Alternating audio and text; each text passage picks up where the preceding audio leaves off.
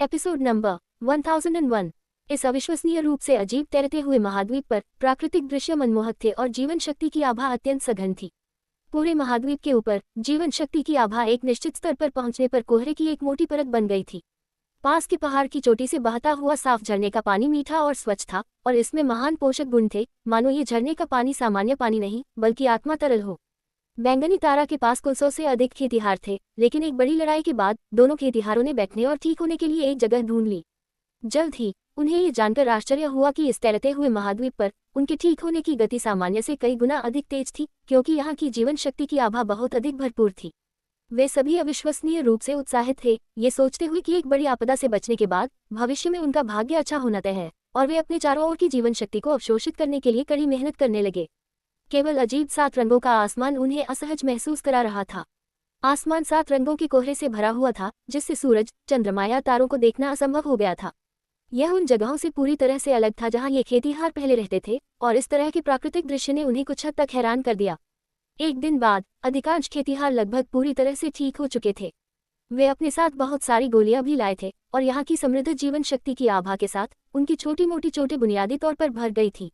बैंगनी तारा का शेखावत आशुतोष अचानक तलवार संघ के पास आया और तलवार संघ के खेतिहारों की शत्रुतापूर्ण और सतर्क निगाहों के बीच यूताई की ओर बढ़ा। पैरों की आहट महसूस करते हुए यूताई ने धीरे धीरे अपनी आंखें खोली और उसे करीब आने का इंतजार किया और फिर पूछा, तुम क्या चाहते हो? शेखावत आशुतोष ने पास की पहाड़ की चोटी की ओर इशारा किया और इशारा करते हुए पूछा, क्या आप उस वरिष्ठ की पहचान के बारे में उत्सुक नहीं हैं? अगर मैं उत्सुक हूं तो क्या? यूताई की अभिव्यक्ति उदासीन थी, उसने ज्यादा रुचि नहीं दिखाई। लेकिन वह उत्सुक क्यों नहीं होगी? पिछले कुछ दिनों से वह इस वृद्ध आदमी की पहचान के बारे में कठिन सोच रही थी, लेकिन उसे कोई सुराग नहीं मिल रहा था। उसे विश्वास था कि शेखावत आशुतोष भी उसी समस्या के बारे में सोच रहा था, और उसका उसे ढूंढने आना इसका सबसे अच्छा स्पष्टीकरण था। उस वरिष्ठ द्वारा इस्तेमाल किया गया काला झंडा कोई बेनाम कलाकृति नहीं होना चाहिए, लेकिन 1000 वर्षों से इसके बारे में सोचने के बाद भी मुझे किसी भी मालिक द्वारा इस्तेमाल की गई उस झंडे के समान कोई कलाकृति नहीं मिली है। आप क्या सोचते हैं? मुझे नहीं पता, मैं भी नहीं पहचानती कि वह झंडा क्या है। यूताई ने सिर हिलाया। जैसा कि अपेक्षित था, तो हम दोनों मिलकर इसकी जांच क्यों नहीं करते? आपके साथ मिलकर काम करूं। यूताई ने तिरस्कारपूर्वक अपने होंठ सिकुड़े। क्या ये बात से उसकी खाल मांगने जैसा नहीं है? आप ऐसा नहीं कह सकती। शेखावत आशुतोष ने परवाह नहीं की। शेखावत आशुतोष ने परवाह नहीं की। अब जब आपके तलवार संघ के लोग और मेरे बैंगनी तारा के लोग सभी यहीं गिरे हैं, और यहाँ एक शक्तिशाली वरिष्ठ हैं, तो यह उचित है कि हमें उनसे मिलना चाहिए। आपको लगता है कि वही यहाँ हैं? मुझे नहीं पता, लेकिन जहाँ चाह है वहाँ राह है। कम से कम आपको उनके इरादों के बारे में पूछना चाहिए। यह आपके तलवार संघ के लिए कोई बुरी बात नहीं होगी, शेखावत आशुतोष ने समझाया। यूताई ने भान सिकुड़ी और सोचा। वर्तमान स्थिति से मजबूर होकर वह शेखावत आशुतोष के प्रस्ताव को अस्वीकार नहीं कर सकती थी, इसलिए थोड़ी देर बाद उसने धीरे से सिर हिलाया। ठीक है, मैं आपके साथ उस वरिष्ठ से मिलने जाऊंगी। चिंता मत करो, मैं इस बार कोई चालाकी नहीं खेलूंगा। आपने उस वरिष्ठ की शक्ति देखी है, मैं लापरवाही से काम नहीं करूंगा। शेखावत आशुतोष करवाहट से मुस्कुराया। शेखावत आशुतोष करवाहट से मुस्कुराया। उस स्तर का एक स्वामी लगभग एक तारा स्वामी के बराबर था। शेखावत आशुतोष जानता था कि अगर वह 10 भी होता तो वह उनका प्रतिद्वंद्वी नहीं होता। यूताई ने तलवार संघ के लोगों से कुछ शब्द कहे और फिर खड़ी हो गई और शेखावत आशुतोष के साथ उस पहाड़ की चोटी की ओर चली गई जहां वृद्ध आदमी रहता था। उनके चले जाने के बाद वह झाओ और वह मियाओ ने एक दूसरे को देखा और फिर चुपचाप त्रिपाठी जीवप्ती के पास पहुंचे। कल जो कुछ हुआ उससे उन्हें बहुत अफसोस महसूस हुआ, इसलिए वे त्रिपाठी जीवप्ती से माफी व्यक्त करने और उन्हें कुछ दिनों तक इंतजार करने के लिए सांत्वना देने की कोशिश कर रही थी, जब तक कि यूताई ठीक नहीं हो जाती, ताकि वह उनके शरीर की मुहर हटाने में मदद कर सके। हालांकि वह झाओ को तीव्रता से पता था कि उनकी मालकिन को त्रिपाठी जीवप्ती पर ज्यादा भरोसा नहीं था, इसलिए उन्होंने अपनी मालकिन के सामने त्रिपाठी जीवप्ती के साथ बातचीत करने की कोशिश नहीं की थी, कहीं उनकी मालकिन का त्रिपाठी जीवप्ती के बारे में गलतफहमी और गहरी न हो जाए। अब तक उन्हें एक उपयुक्त अवसर नहीं मिला था। जैसे ही वे जाने वाली थी, धामीजा लोकेश नाम के खेतिहार ने अचानक उनके सामने आकर मुस्कुराते हुए पूछा, 2 छोटी बहनें कहाँ जा रही हैं? वह झाओ ने भान सिकुड़ी। बस टहलने जा रहे हैं। धामीजा लोकेश मुस्कुराया और स्वेच्छा से कहा, बड़ा भाई आपके साथ चलेगा? जरूरत नहीं। वह झाओ नाखुश दिखी और निर्णायक रूप से मना कर दिया। धामीजा लोकेश ने सिर हिलाया और कहा, छोटी बहन, मालकिन ने अभी कहा था कि हमें अपनी मर्जी से काम नहीं करना चाहिए, क्योंकि कोई नहीं जानता कि यहाँ क्या खतरे छिपे हैं। तुम दोनों मालकिन के अनमोल मोती हो। अगर तुम्हें कुछ हो गया तो जिम्मेदारी कौन लेगा? बड़े भाई को तुम्हारे साथ जाने दो। अगर कुछ होता है तो बड़ा भाई तुम्हें थोड़ी देर के लिए देरी करने में मदद कर सकता है। उन्होंने एक भयानक दिखावा किया, जैसे कि वह झाओ और वह मियाओ के लिए खुद को बलिदान करने को तैयार थे, अपना सिर ऊंचा करके और सीना फुलाकर परिपक्व और भरोसेमंद होने का ढोंग कर रहे थे। क्या उस वरिष्ठ ने कल नहीं कहा था कि यहाँ कोई खतरा नहीं है? वह मियाओ ने अपनी बड़ी आंखें झपकाईं। कौन जानता है कि उस वरिष्ठ ने जो कहा वह सच था या झूठ। उनकी शक्ति गहरी है, इसलिए ये जगह शायद उनके लिए खतरनाक नहीं है, लेकिन हम अलग हैं। यह इसलिए है क्योंकि हम इस जगह के रहस्यों को नहीं जानते हैं कि मालकिन शेखावत आशुतोष के साथ इसके बारे में पूछताछ करने गई हैं। बड़ा भाई, मुझे सच बताओ, क्या मालकिन को त्रिपाठी जीवप्ती के मूल और पहचान के बारे में कुछ संदेह है? वह झाओ ने अपनी सुंदर आंखों से धामीजा लोकेश को देखा। छोटी बहन ऐसा क्यों कहती है? धामीजा लोकेश हैरान दिखा। बस ये भावना है। मालकिन ने मुझे यह महसूस कराया कि वह नहीं चाहती कि हम त्रिपाठी जीवप्ती के साथ ज्यादा संपर्क रखें, और जब हम कल त्रिपाठी जीवप्ती को यहाँ लाए, मालकिन ने जाहिर तौर पर उसके साथ कुछ किया। वह झाओ ने सीधे कहा, उस समय त्रिपाठी जीवप्ती के भयभीत और क्रोधित दिखावे को याद करते हुए। अगर मालकिन ने चुपके से उसके साथ कुछ नहीं किया होता तो वह निश्चित रूप से क्रोधित नहीं होता। धामीजा लोकेश अर्थपूर्ण ढंग से मुस्कुराया। छोटी बहन बहुत ज्यादा सोचती है। मालकिन किस तरह का चरित्र है? वह ऐसे छोटे चरित्र की परवाह कैसे करेगी? इसके अलावा मालकिन जो कुछ भी करती है वह हम शिष्यों की भलाई के लिए है, इसलिए यहाँ और समय बर्बाद न करें। अगर दो छोटी बहनें बाहर जाना चाहती हैं तो कृपया बड़े भाई को अपने साथ जाने दें। मैं भी आसपास देखना चाहता हूँ। जरूरत नहीं, हम नहीं जाना चाहते। वह झाओ ने सिर हिलाया। वह मियाओ के साथ अपनी मूल स्थिति में लौट आए और पालथी मारकर बैठ गई। धामीजा लोकेश ने लाचार होकर अपनी नाक पिंच की और केवल खुद को बहाल करने और समय गुजारने के लिए बैठ सकता था। यहाँ की हलचल त्रिपाठी जीवप्ती की जासूसी आंखों से नहीं बच पाई, और हालांकि यह जगह फिलहाल सुरक्षित थी, वह अब अकेला था, इसलिए सावधान रहना हमेशा सही था। खासकर बैंगनी तारा से वह सस्ती गुलाम बिरलोचना अभी भी उस पर लालची नजर गड़ाए हुए थी। अगर उस रहस्यमय वृद्ध आदमी का डर नहीं होता तो वह उस पर पहले ही हमला कर चुकी होती। जैसे त्रिपाठी जीवप्ती दो खेतिहार समूहों की गतिविधियों पर ध्यान दे रहा था। उसने शेखावत आशुतोष और यूताई को एक साथ जाते हुए देखा, और उसने वह झाओ और वह मियाओ को भी अपनी ओर आते देखा, लेकिन पुरुष खेतिहार ने उन्हें रोक दिया। हालांकि वह विवरण नहीं जानता था, वह स्पष्ट रूप से अंदाजा लगा सकता था कि क्या चल रहा था। अचानक पास से एक अजीब आवाज आई, जिससे त्रिपाठी जीवप्ती ने अपना सिर घुमाया और खाली देखता रहा। तुरंत एक अजीब अभिव्यक्ति के साथ खड़ा होकर वह इस आवाज के स्रोत के पास गया। एक पल बाद वह पास की एक झाड़ी के पास आया और पुकारा, शेंतु। शेंतु का सिर झाड़ी के किनारे से बाहर झांका और त्रिपाठी जीवप्ती को चुपचाप हाथ हिलाया और फिर तेजी से वापस सिकुड़ गया। त्रिपाठी जीवप्ती खुद को हंसने से नहीं रोक सका और उसके पास गया, थोड़ा भान सिकोड़ कर पूछा, तुम क्या कर रहे हो? जाहिर है उन लोगों से छिप रहा हूँ। शेंतु ने धीमी आवाज में जवाब दिया, चौड़े मुस्कुराते हुए, भाई तुम्हें फिर से देखकर अच्छा लगा। मैंने सोचा था कि हम दोनों इस बार जरूर मर जाएंगे, लेकिन मुझे उम्मीद नहीं थी कि हम दोनों बच जाएंगे। हम दोनों वास्तव में भाग्यशाली हैं। ये शब्द कहने के बाद वह हाँफने लगा, उसका चेहरा पीला पड़ गया। तभी त्रिपाठी जीवप्ती ने ध्यान दिया कि कल की आपदा से इस आदमी की चोटें उसकी अपनी चोटों की तुलना में कहीं अधिक गंभीर थीं। उसके पेट पर खून का एक ताल था और उसके कपड़े फटे हुए थे। ये स्पष्ट था कि किसी चीज ने उसके शरीर को छेदा था और फिर उसे जबरदस्ती बाहर खींच लिया गया था। उसके चौकोर चेहरे पर भी मांस और खून के निशान थे, जिससे वह अतुलनीय रूप से भयंकर दिख रहा था। तुम थोड़े दुखी हो। त्रिपाठी जीवप्ती नीचे बैठा। शेंतु का चेहरा कड़वा हो गया क्योंकि उसने चिल्लाया, ये सही है, मैंने पहले इसके बारे में कुछ नहीं सोचा था, लेकिन अब जब तुम इसका उल्लेख करते हो तो मुझे अचानक लगता है कि मैं थोड़ा दुखी हूँ। तुम अक्षत कैसे हो? ये सिर्फ भाग्य है। तुम इस तरह कैसे समाप्त हुए? त्रिपाठी जीवप्ती ने अपने कंधे उचकाए। मुझे कैसे पता चलेगा? जब तारामंडल नष्ट हो गया तो मैं सीधे बेहोश हो गया। जब मैं जागा तो मैंने खुद को यहाँ पाया।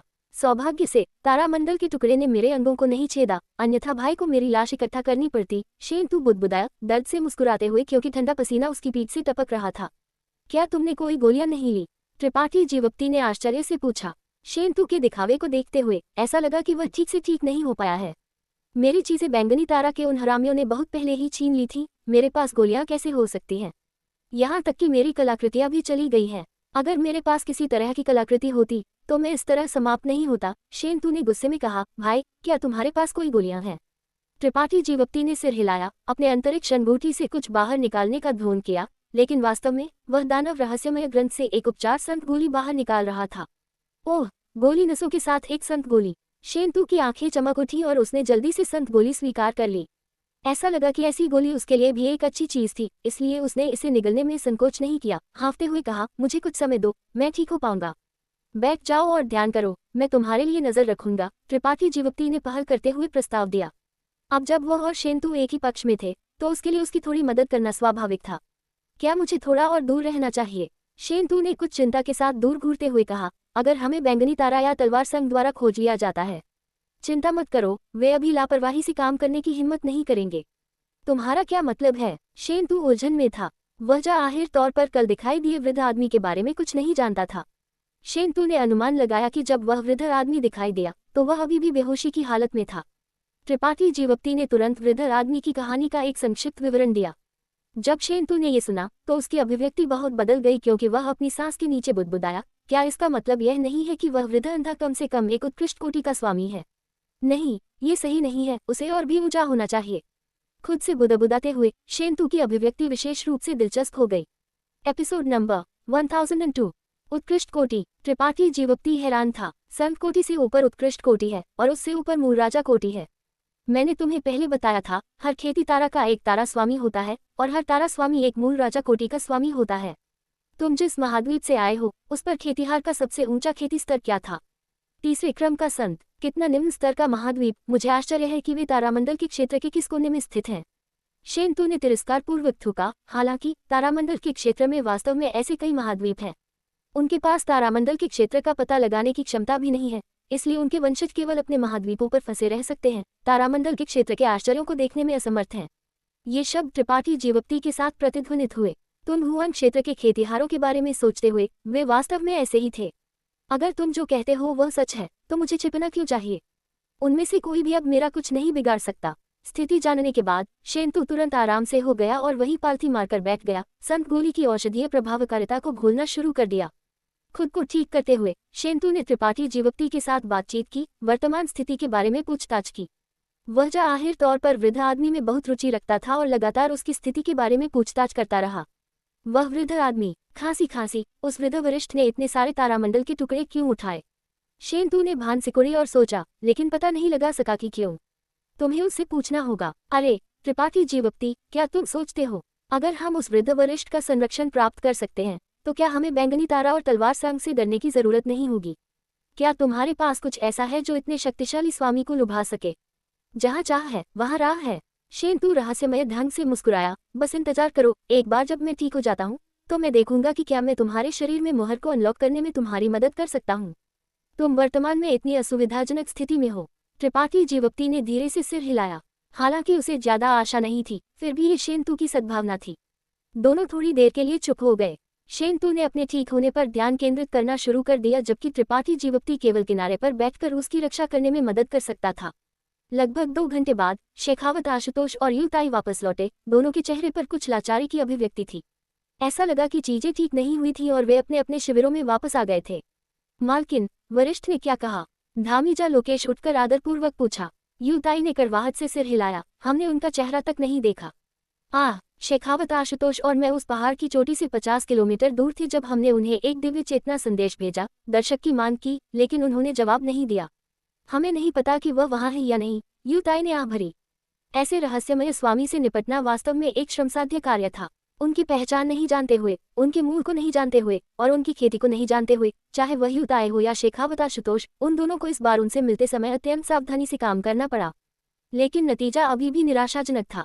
केवल सौभाग्यशाली बात यह थी कि हालांकि यह वृद्ध आदमी भयंकर और निर्दयी दिखता था और उसकी आभा अत्यंत बुराई थी, उसने मनमाने ढंग से हत्या नहीं की। अन्यथा इस महाद्वीप पर उनके पास छिपने के लिए भी कोई जगह नहीं होती। हम कल फिर से उनसे मिलने जाएंगे, आज के लिए इसे इतना ही रहने दो। यूताई ने सिर हिलाया और आराम करने ही वाली थी जब वह म्याओ ने अचानक पुकारा, मालकिन। क्या हुआ? यूताई ने उसकी ओर मुड़कर देखा। वह म्याओ ने दूर आसमान की ओर इशारा किया। उसके सुंदर चेहरे पर डर का भाव दिखाई दिया। वह वरिष्ठ आते हुए दिखाई दे रहे हैं। यूताई का कोमल शरीर हिल गया, क्योंकि उसने जल्दी से वह म्याओ जिस दिशा में इशारा कर रही थी उस दिशा में देखा और पाया कि रहस्यमय वृद्ध आदमी तेजी से उनकी ओर आ रहा था।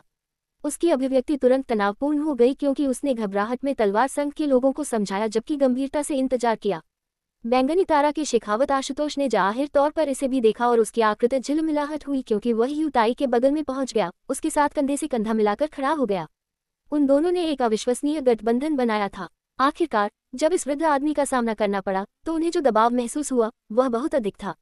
पलक झपकते ही वृद्ध आदमी यूताई और शेखावत, आशुतोष के सामने उतर गया। वरिष्ठ, शेखावत, आशुतोष ने तुरंत अपने हाथों को जोड़ा और एक मुस्कान बाहर निकाली। जब हम दोनों सम्मान देने गए तो वरिष्ठ उस पहाड़ की चोटी पर दिखाई नहीं दिए। क्या मुझे तुम्हें बताना होगा कि यह वृद्ध स्वामी कहाँ है? वृद्ध आदमी ने शेखावत आशुतोष पर एक सरसरी नजर डाली। मैं हिम्मत नहीं करूंगा। शेखावत आशुतोष की अभिव्यक्ति बदल गई क्योंकि वह चुप हो गया। अच्छा, मैं इस बार यहाँ तुमसे कुछ मांगने आया हूँ। हालांकि यह महाद्वीप जीवन शक्ति और सामग्री में समृद्ध है, केवल एक चीज जो मुझे परेशान करती है वही ये है कि यहाँ कोई दुर्लभ अयस्क नहीं है। वृद्ध आदमी ने खुद से बुदबुदाया। शेखावत आशुतोष की आंखें चमक उठी क्योंकि उसने जल्दी से पूछा, वरिष्ठ को किस तरह के अयस्क की जरूरत है? अगर यह सुविधाजनक है तो कृपया हमें बताएं, हमारे पास कुछ हो सकता है। यूताई ने भी उत्सुकता से वृद्ध आदमी की ओर देखा और दोहराया, वरिष्ठ को हमारे साथ विनम्र होने की जरूरत नहीं है। जाहिर है मैं तुम्हारे साथ विनम्र नहीं होऊंगा। वृद्ध आदमी ने नाक सिकुड़ी और आकस्मिक रूप से कहा, अंतरिक्ष आत्मा क्रिस्टल, क्या तुम्हारे पास कोई है? शेखावत आशुतोष और यूताई, जो इस अवसर का फायदा उठाकर इस वृद्ध आदमी के साथ एक अच्छा रिश्ता बनाने की उम्मीद कर रहे थे, जब उन्होंने उसे अंतरिक्ष आत्मा क्रिस्टल का उल्लेख करते हुए सुना तो कड़वी अभिव्यक्ति पहनने से खुद को रोक नहीं पाए। शेखावत आशुतोष ने असहजता से कहा, वरिष्ठ, अगर आप अन्य अयस्क चाहते हैं तो हमारे पास कुछ हो सकते हैं, लेकिन अंतरिक्ष आत्मा क्रिस्टल वे बहुत दुर्लभ हैं, हमारे पास कोई मौजूद नहीं है। अगर वरिष्ठ को उनकी जरूरत है तो आप मेरे साथ बैंगनी तारा के मुख्य महाद्वीप में वापस क्यों नहीं जाते? वह जगह अंतरिक्ष आत्मा क्रिस्टल में समृद्ध है। मेरे तलवार संग में भी कुछ है, यूताई ने जल्दी से जोड़ा। तुम मुझे जीतना चाहते हो? वृद्ध आदमी ने तिरछी नजर से उनकी ओर देखा। उसके चेहरे पर एक अजीब मुस्कान दिखाई दी। वरिष्ठ बहुत चिंतित हैं। ये जूनियर बस वरिष्ठ को कुछ दिनों के लिए बैंगनी तारा के मुख्य महाद्वीप का दौरा करने के लिए आमंत्रित करना चाहता है। अगर यह वरिष्ठ के लिए सुविधाजनक है, शेखावत आशुतोष ने जल्दी से समझाया। एक मेहमान होना ठीक है, ये वृद्ध स्वामी भी टहलने जाना चाहता है। वृद्ध आदमी ने एक बहुत मिलनसार दिखावा किया। उसके चेहरे पर लालसा का एक निशान दिखाई दिया, लेकिन अगले ही पल उसकी अभिव्यक्ति अचानक ठंडी हो गई। अगर यह वृद्ध स्वामी इस शापित जगह को छोड़ सकता तो वह तुमसे अंतरिक्ष आत्मा क्रिस्टल क्यों मांगता? मूर्ख! शेखावत आशुतोष और यूताई दोनों ने हैरान अभिव्यक्ति पहनी, यह नहीं जानते हुए कि यह वृद्ध आदमी अचानक क्रोधित क्यों हो गया, लेकिन उनमें से किसी ने भी आकस्मिक रूप से जवाब देने की हिम्मत नहीं की। अंतरिक्ष आत्मा क्रिस्टल क्या है? थोड़ी दूर त्रिपाठी जीवप्ती ने वृद्ध आदमी की चीख सुनी और शेंतु से पूछा।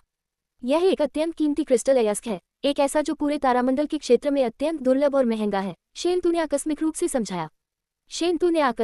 समझाया। तुम्हारे हाथ में अंतरिक्ष अंगूठी को अंतरिक्ष आत्मा क्रिस्टल को मुख्य सामग्री के रूप में उपयोग करके परिष्कृत किया गया था। अंतरिक्ष अंगूठी को अंतरिक्ष आत्मा क्रिस्टल से परिष्कृत किया गया था। त्रिपाठी जीवप्ती हैरान था, केवल अब ये समझ रहा था कि उसने हमेशा क्यों महसूस किया था कि इस अंगूठी की सामग्री दानव रहस्यमय ग्रंथ से अलग थी। ये पता चला कि वे दो पूरी तरह से अलग सामग्री थे। अजीब, यह वृद्ध वरिष्ठ अंतरिक्ष आत्मा क्रिस्टल क्यों चाहता है? शेंतु ने भान सिकुड़ी, और जो उसने अभी कहा उसे सुनकर ऐसा लगता है कि वह कई वर्षों से यहाँ फंसा हुआ है। दूसरी तरफ वृद्ध आदमी ने थोड़ी देर के लिए शेखावत आशुतोष और यूताई को कोसा और डांटा, लेकिन उसने अभी भी हार मानने से इनकार कर दिया। उन दोनों को केवल चुपचाप सहन करना पड़ा। उनका दिल शिकायतों से भरा हुआ था। भूल जाओ, अगर तुम्हारे पास अंतरिक्ष आत्मा क्रिस्टल नहीं है तो अपनी अंतरिक्ष अंगूठी मुझे सौंप दो, वृद्ध आदमी ने आकस्मिक रूप से आदेश दिया। जैसे ही यह बयान बाहर आया, चाहे वह बैंगनी तारा का खेतिहार हो या तलवार संघ का खेतिहार, दोनों की अभिव्यक्ति बहुत बदल गई। चिंता मत करो, मैं तुम्हारी अंगूठियों में कचरा नहीं चाहता, मैं केवल तुम्हारी अंतरिक्ष अंगूठी चाहता हूँ, वृद्ध आदमी ने जोड़ा। शेखावत आशुतोष और यूताई ने एक दूसरे को देखा, यह नहीं जानते हुए कि क्या करना है। उन्हें मुझे सौंप दो या मर जाओ, वृद्ध आदमी ने धैर्य से चिल्लाया। हालांकि यह वृद्ध स्वामी तुम्हें मारना नहीं चाहता, मैं नहीं चाहता कि कोई मेरा अनादर करे। यह महसूस करते हुए कि इस वृद्ध आदमी का रुख अच्छा नहीं था, शेखावत आशुतोष करवाहट से मुस्कुराया और बैंगनी तारा के खेतिहार को हाथ हिलाया, उसे बुलाया और अपनी अंतरिक्ष अंगूठी सौंपने के लिए कहा। यूताई ने शेखावत आशुतोष को समझौता करते हुए देखा और केवल समझौता कर सकती थी। अंतरिक्ष अंगूठी को शेखावत आशुतोष और यूताई द्वारा एकत्रित किया गया और वृद्ध आदमी को सौंप दिया गया। थोड़ी देर बाद वृद्ध आदमी ने 100 से अधिक अंतरिक्ष अंगूठी एकत्रित कर ली थी। इसके तुरंत बाद उसने अपना हाथ हिलाया और सैकड़ों अंतरिक्ष अंगूठी में संग्रहित सभी चीजों को फैला दिया। उसके सामने तुरंत एक छोटा पहाड़ दिखाई दिया। उस पहाड़ी में अनगिनत संत क्रिस्टल, स्पिरिट गोलियों की बोतलें, कीमती स्पिरिट घास, स्पिरिट दवाइयाँ, दुर्लभ अयस्क, मार्शल कला, गुप्त ग्रंथ, हर तरह की चीजें आंखों को चौंधिया रही थीं। उन्हें लेना मुश्किल था। इतनी बड़ी धनराशि ने सभी की आंखों को इच्छा से जला दिया। वृद्ध आदमी ने केवल उन चीजों पर एक सरसरी नजर डाली और लुभाने का जरा सा भी इरादा नहीं था। उसने मंद रूप से आदेश दिया, चीजों को वापस खुद ले लो, व्यवहार करो। अगर कोई हिम्मत करता है जो उसका नहीं है उसे छीनने की, तो यह वृद्ध स्वामी उन्हें व्यवहार करना सिखाएगा। हाँ वरिष्ठ, शेखावत आशुतोष ने जल्दी से व्यक्त किया। अच्छा, क्या तुम्हारे पास कोई और अंतरिक्ष अंगूठी है? वृद्ध आदमी ने थोड़ी देर के लिए चारों ओर देखा, इससे पहले कि उसकी ठंडी आंखें अचानक यूताई के हाथ पर घूरने लगी और हंसा। महिला, क्या तुम मरना चाहती हो? यूताई ने अपने हाथ पर अंतरिक्ष अंगूठी को पकड़ा और एक कड़वी अभिव्यक्ति के साथ कहा, वरिष्ठ, क्या आप मेरे लिए मेरी चीजों को रखने के लिए एक छोड़ सकते हैं? यहाँ तुम्हें अंतरिक्ष अंगूठी का कोई उपयोग नहीं है। ऐसा कहते हुए वृद्ध आदमी ने सीधे यूताई की ओर अपना हाथ बढ़ाया। यूताई, जो एक संत राजा थी, प्रतिरोध के किसी भी विचार को भी बुला नहीं सकती थी इससे पहले कि उसके हाथ पर अंगूठी इस वृद्ध आदमी द्वारा छीन ली गई थी। उसकी अभिव्यक्ति अत्यंत कड़वी थी। वृद्ध आदमी ने अपना हाथ हिलाया और अंगूठी के अंदर की चीजों को फैला दिया। उन पर अपनी आंखें फेरते हुए वह अचानक एक टोकन से आकर्षित हो गया। इस टोकन तक पहुंचकर और इसे पकड़कर उसने थोड़ी देर के लिए इसे देखा और खुद को पुकारने से नहीं रोक सका। एक तारा संप्रदाय आदेश। कोई आश्चर्य नहीं कि तुम अपनी अंगूठी सौंपना नहीं चाहती थी। ये पता चला कि तुमने एक तारा संप्रदाय आदेश प्राप्त किया था। एक तारा संप्रदाय आदेश। शेखावत आशुतोष खुद को बुदबुदाने से नहीं रोक सका। उसकी मूल रूप से खुश आंखें अचानक गर्म हो गई क्योंकि उसने लालची रूप से वृद्ध आदमी के हाथ में टोकन को घूरना शुरू कर दिया। उसके चेहरे पर उत्तेजना का एक भाव दिखाई दिया। कई मार्शल अभ्यासकर्ताओं की आंखों में भी दिखावट बदल गई। उनकी निगाहें सभी जलती हुई इच्छा के साथ तारा संप्रदाय आदेश पर टिकी हुई थी। वरिष्ठ, ये टोकन। यूताई ने अपने सूखे लाल होंठ सिकुड़े। उसकी आवाज धीमी और विनम्र थी।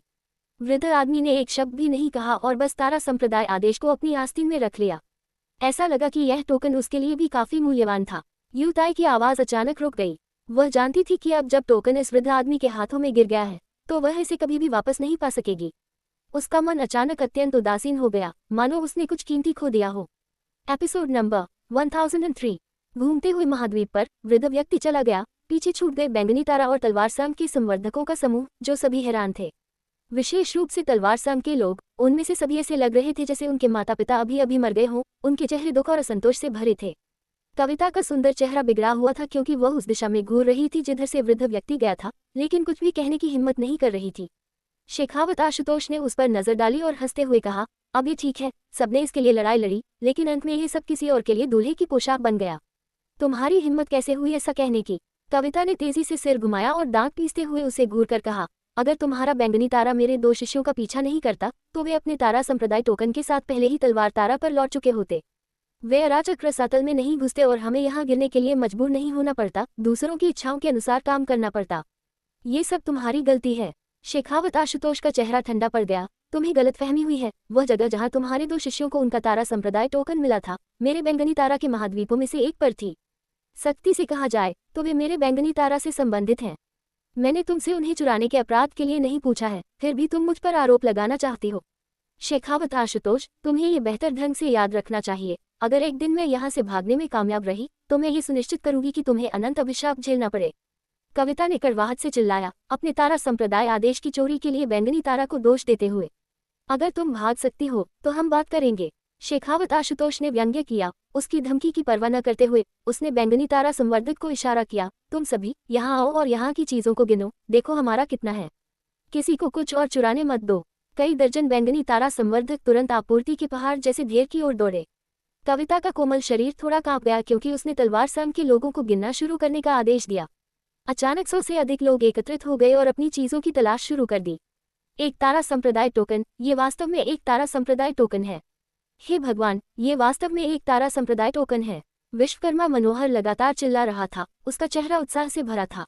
जब से वृद्ध व्यक्ति ने तारा संप्रदाय टोकन लिया था विश्वकर्मा मनोहर उत्साहित हो गया था और अब तक शांत नहीं हुआ था। त्रिपाठी जीवप्ती बिना कुछ कहे उसके बगल में बैठ गया। जब उसने बात करना बंद कर दिया तो उसने पूछा, वह क्या चीज है? ऐसा क्यों लगता है कि हर कोई इसे चाहता है? निश्चित रूप से मैं चाहता हूँ, विश्वकर्मा मनोहर चिल्लाया। हम एक तारा संप्रदाय आदेश की बात कर रहे हैं। एक बार जब द्वार आदेश निकल जाता है तो द्वार का क्षेत्र समर्पण कर देगा। वह एक महान मारक हथियार है। अगर मुझे वह चीज मिल जाए। कोट, वह अपने आप में बड़बड़ाया क्योंकि उसकी आंखें चमकने लगी। वह बर्फ में भोजन की तलाश कर रहे एक भूखे भेड़िए की तरह था क्योंकि उसने तारा संप्रदाय आदेश प्राप्त करने के बाद होने वाली सभी अद्भुत चीजों की कल्पना की। मुझे अब समझ में आया। कोई आश्चर्य नहीं कि बैंगनी तारा और अन्य लोगों ने तलवार संघ का पीछा करने के लिए अराजक रसातल में प्रवेश करने में संकोच नहीं किया। तो यह एक तारा संप्रदाय टोकन के लिए था। हाँ, ये सही है। एक अकेला तारा संप्रदाय टोकन वास्तव में उन्हें ऐसे जोखिम लेने के लिए आकर्षित करने के लिए पर्याप्त है। विश्वकर्मा मनोहर ने सोचा, कितनी दया की बात है, कितनी दया की बात है। अंत में इसे वास्तव में उस बूढ़े राक्षस ने दूर कर दिया। हाँ, अब जब यह उसके हाथों में है तो मुझे डर है कि इसे वापस पाना असंभव है। वह ऐसा लग रहा था जैसे वह अपने हाथ मरोड़ रहा हो और आहें भर रहा हो, जैसे कि द्वार आदेश उसी का हो। जैसे ही त्रिपाठी जीवप्ती तारा संप्रदाय आदेश के बारे में और पूछने वाला था उसने अचानक पाया कि कविता नामक सुंदर महिला वास्तव में तेजी से उसकी ओर चल रही थी। वह भान सिकुड़े बिना नहीं रह सका क्योंकि वह सतर्क हो गया। त्रिपाठी जीवप्ती इस महिला के साथ सहज महसूस नहीं कर रहा था। ऐसा लगा कि अभी अभी उसे मिले व्यवहार के कारण कविता का चेहरा इस समय काफी बुरा था। वह सीधे त्रिपाठी जीवप्ती के पास आए और अपने लाल होंठों को सिकोड़ लिया। बोलने में हिचकिचा रही थी। क्या बात है? त्रिपाठी जीवप्ती ने भान सिकोड़ी। क्या तुम वह अंतरिक्ष वलय मुझे वापस कर सकते हो? तुमने अभी अभी क्या हुआ देखा? उस वृद्ध वरिष्ठ ने हमारे सभी अंतरिक्ष वलय ले लिए। हमारे पास अभी चीजें रखने के लिए कोई कलाकृति नहीं है। ये बहुत असुविधाजनक है, कविता ने कुछ अजीब ढंग से कहा। त्रिपाठी जीवप्ती के प्रति उसका कल का रवैया बहुत अच्छा नहीं था और अब उसे वह वापस लेना पड़ा जो उसने पहले ही उसे दे दिया था, इसलिए उसका चेहरा कुछ अस्वाभाविक था। अगर वह ऐसा करने के लिए मजबूर नहीं होती तो वह ऐसा नहीं करती। बोलने के बाद वह चुपचाप त्रिपाठी जीवप्ती को घूर रही थी, उसके जवाब का इंतजार कर रही थी। अगर मुझे सही याद है तो यह वलय कल तुमने मुझे दिया था, इसलिए यह पहले ही मेरा हो चुका है, त्रिपाठी जीवप्ती ने एक अजीब चेहरे के साथ कहा। हाँ, कविता ने सिर हिलाया, लेकिन हमें अब इस वलय की जरूरत है, इसलिए मैं इसे वापस लेना चाहती हूँ। निश्चिंत रहो, जैसे ही हम यहाँ से निकलेंगे मैं तुम्हें इससे कहीं बेहतर पुरस्कार दूंगी। मैं तुम्हें निश्चित रूप से संतुष्ट करूंगी। तुम्हारा क्या विचार है? मैं मना नहीं कर सकता, है ना? त्रिपाठी जीवप्ती ने उदासीनता से मुस्कुराया। तुम मना कर सकते हो। कविता का चेहरा उदासीन था, और चूंकि हम अभी भी यहाँ हैं, भले ही तुम मना कर दो, मैं तुम्हारे साथ कुछ नहीं करूंगी। यानी एक बार जब हम यहाँ से निकल जाएंगे तो तुम मेरे साथ क्या करोगी? त्रिपाठी जीवप्ती ने उसके शब्दों के अर्थ पर विचार किया। कविता ने इसे स्वीकार नहीं किया, नहीं उसने इससे इनकार किया, बस इतना कहा, मैं तुम्हारी ताकत को बहाल करने की अनुमति देते हुए अभी तुम्हारे शरीर पर लगी मोहर को खोलने में तुम्हारी मदद कर सकती हूँ, ताकि तुम्हारे लिए घूमना आसान हो जाए। जरूरत नहीं है। त्रिपाठी जीवप्ती ने सिर हिलाया। कल जो कुछ हुआ उसके बाद उसके लिए कविता को अपनी ताकत उस पर फिर से इस्तेमाल करने की अनुमति देना असंभव था। ऐसा कहते हुए, अपनी दिव्य चेतना को झटका देते हुए, त्रिपाठी जीवप्ती ने अपने वलय से 1000 सन क्रिस्टल उड़ेल दिए, अपने हाथ पर वलय उतारा और इसे कविता की ओर फेंक दिया। मैं बस तुम्हें बताना चाहता हूँ कि मैंने पहले ही झाओ और हेमियाओ को जो बहाली सामग्री दी थी वह तुम्हारे मुआवजे के लिए नहीं थी, लेकिन मैं ये 1000 सन क्रिस्टल रखूंगा। अब हम एक दूसरे के ऋणी नहीं हैं। कविता ने वलय अपने हाथ में ले लिया। उसका चेहरा अजीब हो गया, जैसे कि वह थोड़ा माफी महसूस कर रही थी। धीरे से अपने होंठ खोले और कहा, मेरी मदद के बिना यहाँ कोई भी शेखावत आशुतोष द्वारा लगाई गई मुहर को खोलने में सक्षम नहीं होगा। परेशान मत हो। कविता का सुंदर चेहरा थोड़ा बदल गया क्योंकि उसने ठंडक से नाक सिकुड़ी। तुम्हें दयालुता की कदर करना नहीं आता। उसने उम्मीद नहीं की थी कि उसकी अच्छी इच्छाओं को त्रिपाठी जीवप्ती खारिज कर देगा। उसकी राय में इस युवक को आभारी होना चाहिए। आखिरकार यह एक अज्ञात महाद्वीप था और कोई भी इस जगह पर अपनी ताकत का इस्तेमाल करने में असमर्थ नहीं रहना चाहता था। इससे वह थोड़ी गुस्से में थी। उसे ऐसा महसूस हुआ जैसे उसे अभी अभी ठुकरा दिया गया हो। पहले अपनी स्थिति के साथ वह त्रिपाठी जीवप्ती जैसे एक मामूली चरित्र से सीधे कैसे बात कर सकती थी, लेकिन अब जब वह ऐसी कठिन परिस्थिति में गिर गई थी तो उसके पास खुद को नीचा करने के अलावा कोई विकल्प नहीं था। त्रिपाठी जीवप्ती के साथ और शब्द बर्बाद करने की इच्छा न रखते हुए उसने अंतरिक्ष वलय लिया और जाने के लिए मुड़ गई। भाई, क्या तुम्हारी उस महिला से किसी तरह की दुश्मनी है? कविता के जाने के बाद विश्वकर्मा मनोहर ने चुपचाप पूछा। तुमने उसे कैसे भड़काया? मैंने उसे नहीं भड़काया, वह बस बहुत ज्यादा संदिग्ध थी। त्रिपाठी जीवप्ती ने सिर हिलाया, परवाह नहीं की। लेकिन वो सही कह रही है, यहाँ उसकी मदद के बिना तुम शेखावत आशुतोष की मुहर को खोलने में सक्षम नहीं होगे। भले ही मैं खुद को बहाल कर लूं, मैं तुम्हारी मदद करने में सक्षम नहीं होऊंगा, विश्वकर्मा मनोहर ने लाचारी से कहा। मैं खुद रास्ता खोजूंगा। रहने दो, इस बारे में बात नहीं करते, ये वास्तव में परेशान करने वाला है। इन 1000 संत क्रिस्टलों का क्या करें? इन्हें बस यहाँ छोड़ना अच्छा नहीं है ना? मेरे पास ये हैं, त्रिपाठी जीवप्ती ने कहा, अचानक कई छोटी थैलियां निकालते हुए। उनमें से 2 को विश्वकर्मा मनोहर की ओर फेंकते हुए उसने फिर उनमें से एक उठाए और संत क्रिस्टलों से भरना शुरू कर दिया। जब मुट्ठी के आकार के संत क्रिस्टल को थैली में रखा गया तो वे गायब हो गए, जैसे कि उन्हें पूरा निगल लिया गया हो, जिससे विश्वकर्मा मनोहर हक्का बक्का रह गया और वह पूछे बिना नहीं रह सका, ये चीजें क्या हैं? इनमें भी भंडारण कार्यक्षमता कैसे है? ब्रह्मांड थैलियां, उनका उपयोग हमारी दुनिया में भंडारण कलाकृतियों के रूप में किया जाता है, त्रिपाठी जीवप्ती ने आकस्मिक ढंग से समझाया। ये ब्रह्मांड थैलियां उन सभी पुरस्कारों में से थी जो उसने पहले एकत्रित किए थे या साहसिक कार्यों से प्राप्त किए थे। उसने उन्हें दानव रहस्यमय ग्रंथ के अंदर संग्रहित कर दिया था और उनका ज्यादा इस्तेमाल नहीं किया था, लेकिन इस बार वे काम आए थे। उस रहस्यमय वृद्ध व्यक्ति की नजर अंतरिक्ष आत्मा क्रिस्टलों पर टिकी हुई थी, इसलिए त्रिपाठी जीवप्ती अपने दानव रहस्यमय ग्रंथ के रहस्य को उजागर नहीं करना चाहता था। अगर वह सावधान नहीं रहा तो उस वृद्ध व्यक्ति द्वारा दानव रहस्यमय ग्रंथ छीन लिया जा सकता था। अभी त्रिपाठी जीवप्ती उन्हें धोखा देने के लिए केवल इन ब्रह्मांड थैलियों का उपयोग कर सकता था। विश्वकर्मा मनोहर आश्चर्यचकित था। त्रिपाठी जीवप्ती के कार्यों की नकल कर रहा था और संत क्रिस्टलों को अपनी ब्रह्मांड थैली में ठूंस रहा था, मुस्कुराते हुए कहा, बुरा नहीं है, तुम्हारी निम्न स्तर की दुनिया वास्तव में इस तरह की कलाकृति को विकसित करने में सक्षम थी। ऐसा लगता है कि यह पूरी तरह से बेकार नहीं है, बस अंदर की जगह थोड़ी छोटी है। वह इन ब्रह्मांड थलियों में बहुत रुचि रखता हुआ लग रहा था और उन्हें भरने के बाद अपनी आस्तीन में ठूंस दिया। कहा, ये सन क्रिस्टल मेरे हैं, मैं तुम्हें बाद में वापस कर दूंगा। हम त्रिपाठी जीवप्ती ने उदासीनता से सिर हिलाया। बैंगनी तारा और तलवार संघ के संवर्धक अभी भी आपूर्ति के छोटे पहाड़ को छांट और वितरित कर रहे थे जब विश्वकर्मा मनोहर ने अपनी ब्रह्मांड थैली से कुछ संत क्रिस्टल निकाले और खुद को बहाल करना शुरू कर दिया। त्रिपाठी जीवप्ती उसके बगल में पालथी मारकर बैठ गया और अपने शरीर में ताकत को जुटाने की कोशिश की, लेकिन उसकी सभी नसें बंद और अवरुद्ध थीं, जिससे उसके लिए अपनी ताकत को संचालित करना असंभव हो गया, जिससे वह लाचार महसूस करने लगा। अंतिम उपाय के रूप में त्रिपाठी जीवप्ती केवल अपने आत्मा अवतार में खुद को डूबा सकता था और इसे अपने ज्ञान सागर में भेज सकता था। त्रिपाठी जीवप्ती पहले इन आध्यात्मिक ऊर्जाओं को निगलने की तैयारी कर रहा था। त्रिपाठी जीवप्ती के ज्ञान सागर के ऊपर हवा में कई दर्जन बड़े और छोटे आध्यात्मिक ऊर्जा के पुंज तैर रहे थे। ये उन संवर्धकों की आत्माएं थीं जो हाल की आपदा के दौरान उसके पास मर गए थे। मूल रूप से उनमें से सभी संत कोटि के संवर्धक थे, जिनमें से एक संत राजकोटि का स्वामी था। त्रिपाठी जीवप्ती ने उन्हें थोड़ी देर देखा इससे पहले कि उन्हें एकत्र किया और अपने विनाश की दानव आंख की शक्ति को जुटाना शुरू कर दिया। एक चमकीली सुनहरी रोशनी फूट पड़ी जो किसी की भी आत्मा को बुझाने में सक्षम थी। यह महान दानव देवता द्वारा विकसित एक दिव्य तकनीक थी। झंझनाहट की एक श्रृंखला के साथ आध्यात्मिक ऊर्जा की गेंदें उबलते पानी में फेंकी गई लग रही थी।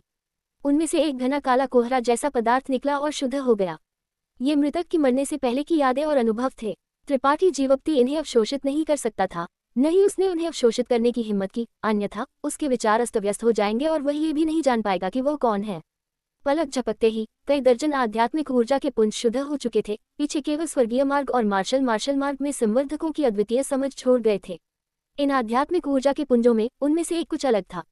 विनाश की दानव आंख की सुनहरी रोशनी के तहत ये वास्तव में शुद्ध होने से पहले थोड़ी देर तक बना रहा। ये एक संत राजकोटि के स्वामी की आध्यात्मिक ऊर्जा थी। त्रिपाठी जीवप्ती उत्साहित हुए बिना नहीं रह सका। इसे ध्यान से देखते हुए इस आध्यात्मिक ऊर्जा के पुंज में शामिल पोषक तत्व अन्य लोगों की तुलना में बहुत अधिक समृद्ध लग रहे थे, जिससे त्रिपाठी जीवप्ती अत्यधिक प्रसन्न हो गया। कोई समय बर्बाद न करते हुए त्रिपाठी जीवप्ती ने तुरंत इस शुद्ध आध्यात्मिक ऊर्जा को निगलना और परिष्कृत करना शुरू कर दिया। इसे अपने ज्ञान सागर में एकीकृत कर दिया, इसे अपनी ताकत में एकीकृत कर दिया। समय धीरे धीरे बीतता गया और अज्ञात समय के बाद त्रिपाठी जीवप्ती ने इन दर्जनों आध्यात्मिक ऊर्जा के पुंजों को लगभग पूरी तरह से परिष्कृत कर दिया था। उसे उनमें कुछ समस्याएं मिली। इन संवर्धकों की स्वर्गीय मार्ग और मार्शल मार्ग की समझ तुंगजुआन राज्य के एक संवर्धक की तुलना में बहुत गहरी और शुद्ध थी। ताकत और सिद्धांतों के उपयोग की उनकी समझ भी तुंगजुआन राज्य के एक संवर्धक से कहीं बेहतर थी। इसका यह भी मतलब था कि इन संवर्धकों की लड़ाई प्रभावशीलता तुंगजुआन राज्य के एक संवर्धक की तुलना में अधिक थी, क्योंकि उन्हें ताकत के उपयोग की गहरी समझ थी। Episode number 1004। इन आध्यात्मिक ऊर्जा के कणों को अवशोषित करने के बाद त्रिपाठी जीवप्ती की संत कोटि की समझ एक अविश्वसनीय स्तर पर पहुंच गई और अपनी ताकत पर उसका नियंत्रण पहले से कहीं अधिक कुशल हो गया। हालांकि फायदे इससे कहीं ज्यादा थे, क्योंकि हर बार जब वह दूसरों के आध्यात्मिक ऊर्जा के कणों को निगलता था तो त्रिपाठी जीवप्ती की आध्यात्मिक ऊर्जा ताकत में बढ़ जाती थी, जिससे उसकी अपनी आध्यात्मिक ऊर्जा बढ़ जाती थी। हालांकि एक या दो बार ताकत में वृद्धि छोटी थी, यह उसकी आत्मा को उसी राज्य के किसी भी अन्य संवर्धक की तुलना में कई गुना अधिक शक्तिशाली बनाने के लिए पर्याप्त थी। त्रिपाठी जीवप्ती की आध्यात्मिक ऊर्जा से संघनीकृत लपटों का सागर भी परिणामस्वरूप अधिक तीव्र होता हुआ प्रतीत हुआ। त्रिपाठी जीवप्ती ने इन आध्यात्मिक ऊर्जा के कणों में से अंतिम को निगल लिया। हालांकि जैसे ही वह इन आध्यात्मिक ऊर्जा के कणों में से एक को निगल रहा था, त्रिपाठी जीवप्ती का चेहरा अचानक अजीब हो गया और उसने जल्दी से वह बंद कर दिया जो वह कर रहा था और खाली हाथ उसे घूरने लगा। उसके आत्मा अवतार के सामने आध्यात्मिक ऊर्जा का एक कण था जो बहुत शक्तिशाली नहीं था, दूसरों की तुलना में भी कमजोर था, केवल एक तृतीय क्रम उत्कृष्ट कोटि के स्तर पर था। यह आध्यात्मिक ऊर्जा का कण वुसुओ नामक चार्ट मास्टर की मृत्यु के बाद पीछे छूट गया था। त्रिपाठी जीवप्ती तुरंत समझ गया, क्योंकि उसने वुसुओ को अपने सामने एक खूनी कोहरे में विस्फोट होते देखा था। उसकी हड्डियां भी नहीं बची थी। उस समय पूरे तारामंडल के बिजली कक्ष में केवल वुसुओ ही उत्कृष्ट कोटि तक पहुंचा था, जबकि दूसरे सभी संत थे। वुसुओ की मृत्यु के बाद पीछे छूट गया आध्यात्मिक ऊर्जा का कण कुछ अलग लग रहा था। दरअसल ये केवल एक तृतीय क्रम उत्कृष्ट कोटि के स्तर पर था, दूसरों की तुलना में कमजोर, लेकिन इसके अंदर कुछ और छिपा हुआ था, कुछ पूरी तरह से अलग। त्रिपाठी जीवप्ती ने अपनी दिव्य चेतना को संघनीकृत किया और जांच की। अचानक त्रिपाठी जीवप्ती को ऐसा महसूस हुआ जैसे उसने अपना ज्ञान सागर छोड़ दिया है और वह एक विशाल तारामंडल में खड़ा है जो अनगिनत तारों से घिरा हुआ है। ये तारे एक आकर्षक और चकाचौंध वाली चमक छोड़ रहे थे, कुछ एक जीवन शक्ति छोड़ रहे थे, जबकि दूसरे फीके और निर्जीव थे। त्रिपाठी जीवक्ति का पूरा अस्तित्व इस क्षण असीम रूप से बड़ा हो गया लगता था, क्योंकि वह तारामंडल के बीच में खड़ा था, पूरे तारामंडल के क्षेत्र को देख रहा था। कोई भी कोना, कोई भी तारा उसकी आंखों से बच नहीं सकता था। ये तारे किसी रहस्यमय शक्ति से संचालित लग रहे थे और एक बहुत ही जटिल पैटर्न में घूम रहे थे, जिससे त्रिपाठी जीवक्ति के लिए उन्हें समझना असंभव हो गया। एक नज़र में त्रिपाठी जीवक्ति इस पूरे तारामंडल के क्षेत्र के केंद्र में एक निश्चित स्थान को देखने में सक्षम था। वहां के कुछ तारे विशेष रूप से चमकीले लग रहे थे, कुछ चलते हुए अग्निगोलों की तरह लाल थे, कुछ बर्फ की तरह सफेद थे, कुछ में पवन ऊर्जा थी जो पदार्थ में संघनीकृत हो गई थी, आकाश तक पहुंचने वाले पवन अजगरों में बदल गई थी, और कुछ तारे प्राचीन वृक्षों की तरह थे। अराजक रसातल। त्रिपाठी जीवक्ति हैरान था। उसने तुरंत पहचाना कि वही अद्वितीय तारामंडल जो देख रहा था वह अराजक रसातल था जिसमें वह पहले खो गया था। ये चकाचौंध वाले तारे और उमड़ती ऊर्जाएं उसके लिए बहुत जानी पहचानी थी। तारामंडल में आने के बाद उसने जिस पहली जगह में प्रवेश किया था वह अराजक रसातल था। उसने लंबे समय से उन तारों की उपस्थिति को अपने दिमाग में याद कर लिया था, उन्हें अपनी आत्मा की गहराई में अंकित कर दिया था। यह उससे अलग नहीं था जो वह अब देख रहा था, लेकिन यह त्रिपाठी जीवक्ति था। वुसुओ की आध्यात्मिक ऊर्जा में वास्तव में एक तारा मानचित्र शामिल था। त्रिपाठी जीवक्ति हक्का बक्का रह गया, ये समझने में असमर्थ था कि ऐसा क्यों हो रहा था। जब उसकी दिव्य चेतना तारे के चारों ओर तैर रही थी, गुप्त रूप से उसे देख रही थी, तो उसके ज्ञान सागर में समुद्री जल वाष्पित होता हुआ प्रतीत हो रहा था, जल स्तर तेजी से गिर रहा था और उसकी आध्यात्मिक ऊर्जा एक अविश्वसनीय गति से निकल रही थी। एक फाड़ने वाला दर्द उसके ज्ञान सागर से उसके पूरे शरीर में फैल गया। त्रिपाठी जीवक्ति हैरान था और उसने जल्दी से अपनी दिव्य चेतना वापस ले ली। तभी उसने अपने ज्ञान सागर में बदलाव देखे। इस कम समय में उसके ज्ञान सागर में लगभग आधी आध्यात्मिक ऊर्जा खर्च हो चुकी थी। ये फाड़ने वाला दर्द अत्यधिक आध्यात्मिक ऊर्जा की खपत का एक संकेत था, और ऐसा लगता है कि इसका संबंध उस तारे के रहस्यों से था जिसकी उसने अभी अभी जासूसी की थी। त्रिपाठी जीवक्ति ने एक गहरी सांस ली और अब और लापरवाही से काम करने की हिम्मत नहीं की। जल्दी से अपनी दिव्य चेतना को अपने ज्ञान सागर से वापस ले लिया। उसकी चेतना उसके शरीर में लौट आई। एक ठंडी हवा चली और उसका पूरा शरीर ठंडा महसूस हुआ। उसके कपड़े पसीने से तर थे और उसका मांस तंग था। उसका शरीर थोड़ा कांप रहा था। विश्वकर्मा मनोहर, जो पास में बैठा था, उसे हक्का बक्का होकर घूर रहा था। त्रिपाठी जीवक्ति के दर्दनाक चेहरे को देखकर विश्वकर्मा मनोहर खुद को उसे समझाने की कोशिश करने से नहीं रोक सका। त्रिपाठी जीवक्ति, अपना समय लो, जल्दी करने की जरूरत नहीं है। आखिरकार यह बाधा एक संत राजकोटि के स्वामी द्वारा डाली गई थी, तुम इसे कम समय में तोड़ नहीं पाओगे। उसने स्पष्ट रूप से सोचा कि त्रिपाठी जीवक्ति शेखावत आशुतोष द्वारा पीछे छोड़ी गई बाधा को तोड़ने की कोशिश कर रहा था। यही वजह थी कि वह इतनी दयनीय स्थिति में था। मुझे पता है, मेरी चिंता मत करो, त्रिपाठी जीवक्ति ने आकस्मिक ढंग से जवाब दिया। चुपचाप दानव रहस्यमय ग्रंथ से एक आध्यात्मिक ऊर्जा की पूर्ति करने वाली संत गोली निकालकर अपने मुंह में ठूंस ली, सोचते हुए अपनी आध्यात्मिक ऊर्जा को बहाल करने के लिए अपनी सांस को समायोजित किया। विश्वकर्मा मनोहर के अनुसार वुसुओ बैंगनी तारा में शीर्ष 3 चार्ट मास्टरों में से एक था। यही वजह थी कि वह बैंगनी तारा के तारामंडल पर बैठने और तारामंडल की प्रगति को मार्गदर्शित करने और तारे की मरम्मत के लिए जिम्मेदार होने के योग्य था। ऐसे शीर्ष स्तर के चार्ट मास्टर को तारामंडल के क्षेत्र के अध्ययन में अपनी अद्वितीय समझ होनी चाहिए। खेती पर कम समय खर्च करने के अलावा उसने अपना बाकी का जीवन तारे का अध्ययन करने में बिताया होगा। हालांकि ये समझा नहीं सकता कि आत्मा बुझाने वाली सुनहरी रोशनी द्वारा शुद्ध किए जाने के बाद भी तारा क्यों मौजूद था। आत्मा बुझाने वाली सुनहरी रोशनी एक संवर्धक की सभी यादों और अनुभवों को मिटा सकती है, पीछे केवल शुद्ध ऊर्जा छोड़ सकती है। यही वजह थी कि त्रिपाठी जीवक्ति केवल स्वर्गीय मार्ग और मार्शल मार्ग में दूसरों की समझ प्राप्त करने में सक्षम था, लेकिन उनकी गुप्त कलाओं और गुप्त शास्त्रों को नहीं। तारे के ज्ञान को वह क्षेत्र माना जा सकता है जिसे वुसुओ ने अपना पूरा जीवन खेती के लिए समर्पित कर दिया था, इसलिए यह मानना तर्कसंगत था कि इसे शुद्ध कर दिया जाना चाहिए था। हालांकि यह अभी भी पूरी तरह से संरक्षित था। ये घटना बहुत अजीब थी और पहले कभी नहीं हुई थी। त्रिपाठी जीवक्ति ने इस बारे में कुछ देर सोचा, इससे पहले कि अचानक एक संभावना के बारे में सोचा। ये संरक्षित तारा कुछ ऐसा नहीं था जिसे वुसुओ ने अपने खुद के शोध के माध्यम से प्राप्त किया था, बल्कि कुछ ऐसा था जिसे उसने एक सौभाग्यशाली मुठभेड़ के दौरान इस तारे के साथ विलय कर दिया था। ये वुसुओ का नहीं था, इसलिए इसे शुद्ध नहीं किया गया था। यह विनाश की दानव आंख की तुलना में एक उच्च श्रेणी का था। केवल यही संभावना वर्तमान स्थिति को समझा सकती थी। त्रिपाठी जीवक्ति ने जितना अधिक सोचा, उतना ही अधिक उसे लगा कि उसका अनुमान सही था। अचानक अपनी आंखें खोलते हुए त्रिपाठी जीवक्ति ने विश्वकर्मा मनोहर को देखा और कहा, मुझे तुमसे कुछ पूछना है। क्या? विश्वकर्मा मनोहर ने उसे देखा। तुम उस वुसुओ नामक चार्ट मास्टर के बारे में कितना जानते हो? तुम अचानक उसके बारे में क्यों पूछ रहे हो? विश्वकर्मा मनोहर ने एक अजीब चेहरे के साथ पूछा। वह मर चुका लगता है, मैं उसे यहाँ नहीं देख रहा हूँ। क्यों? क्या तुम उसे पहले जानते थे? मैं उसे नहीं जानता, मैं बस उत्सुक हूँ। विश्वकर्मा मनोहर हंसा। वह एक सुंदर महिला नहीं है, इसलिए मैं उसके बारे में ज्यादा नहीं जानता। लेकिन वुसुओ एक शीर्ष स्तर का चार्ट मास्टर था, इसलिए मैं उसके बारे में कुछ चीजें जानता हूँ। ये कहा जाता है कि यह आदमी एक छोटी शक्ति से आया था और उसका परिवार गिर गया था।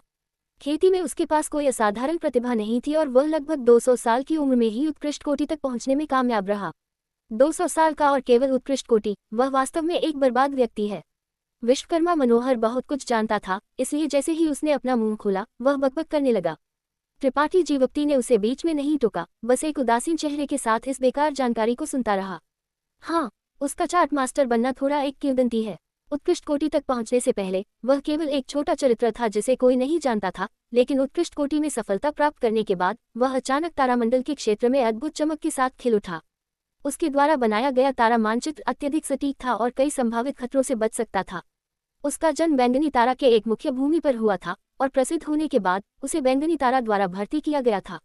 वह केवल उत्कृष्ट कोटि तक पहुंचने के बाद ही चार्ट मास्टर बना। त्रिपाठी जीवप्ती का चेहरा बदल गया। क्या यह अजीब नहीं है? कुछ लोगों ने इस बारे में पूछताछ की है, लेकिन ज्यादा जानकारी प्राप्त करने में सक्षम नहीं हुए हैं। हालांकि मूल रूप से हर कोई सोचता है कि वुसुओ को गुप्त रूप से सिखाने वाला एक बहुत शक्तिशाली चार्ट मास्टर होना चाहिए। जिस वजह से उसकी खेती में इतनी जल्दी सुधार नहीं हुआ था, वह निश्चित रूप से इसलिए था क्योंकि उसे तारामंडल के क्षेत्र का अध्ययन करने में देरी हुई थी। अन्यथा वह इतने कम समय में एक शीर्ष स्तर का चार्ट मास्टर नहीं बन पाता। चार्ट मास्टर का पेशा बहुत दुर्लभ है और एक को विकसित करने में बहुत समय और प्रयास लगता है।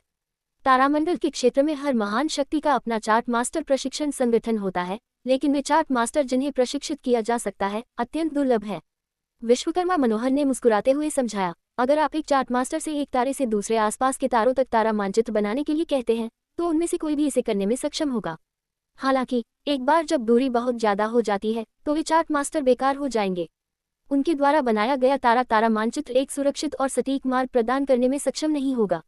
मैं समझता हूँ, तुम खेती जारी रख सकते हो।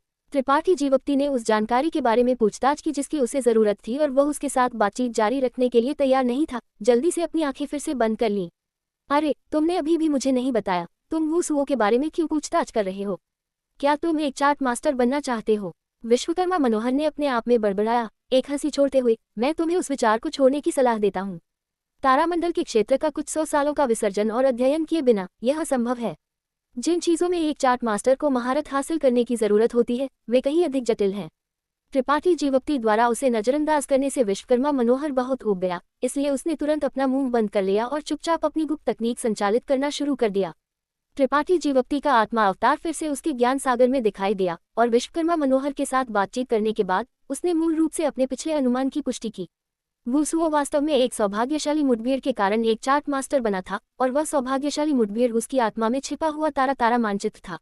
ऐसे तारा मानचित्र के साथ कोई भी चार्ट मास्टर बन सकता था, जिस वजह से वुसुओ की आत्मा केवल उत्कृष्ट कोटि में सफलता प्राप्त करने के बाद ही चमकना शुरू हुई। वह शायद इसलिए थी क्योंकि इस तारे के रहस्यों की जासूसी करने के लिए आवश्यक आध्यात्मिक ऊर्जा की मात्रा बस बहुत अधिक थी, जिससे उत्कृष्ट कोटि से नीचे के किसी भी व्यक्ति के लिए इसकी खोज करना असंभव हो गया।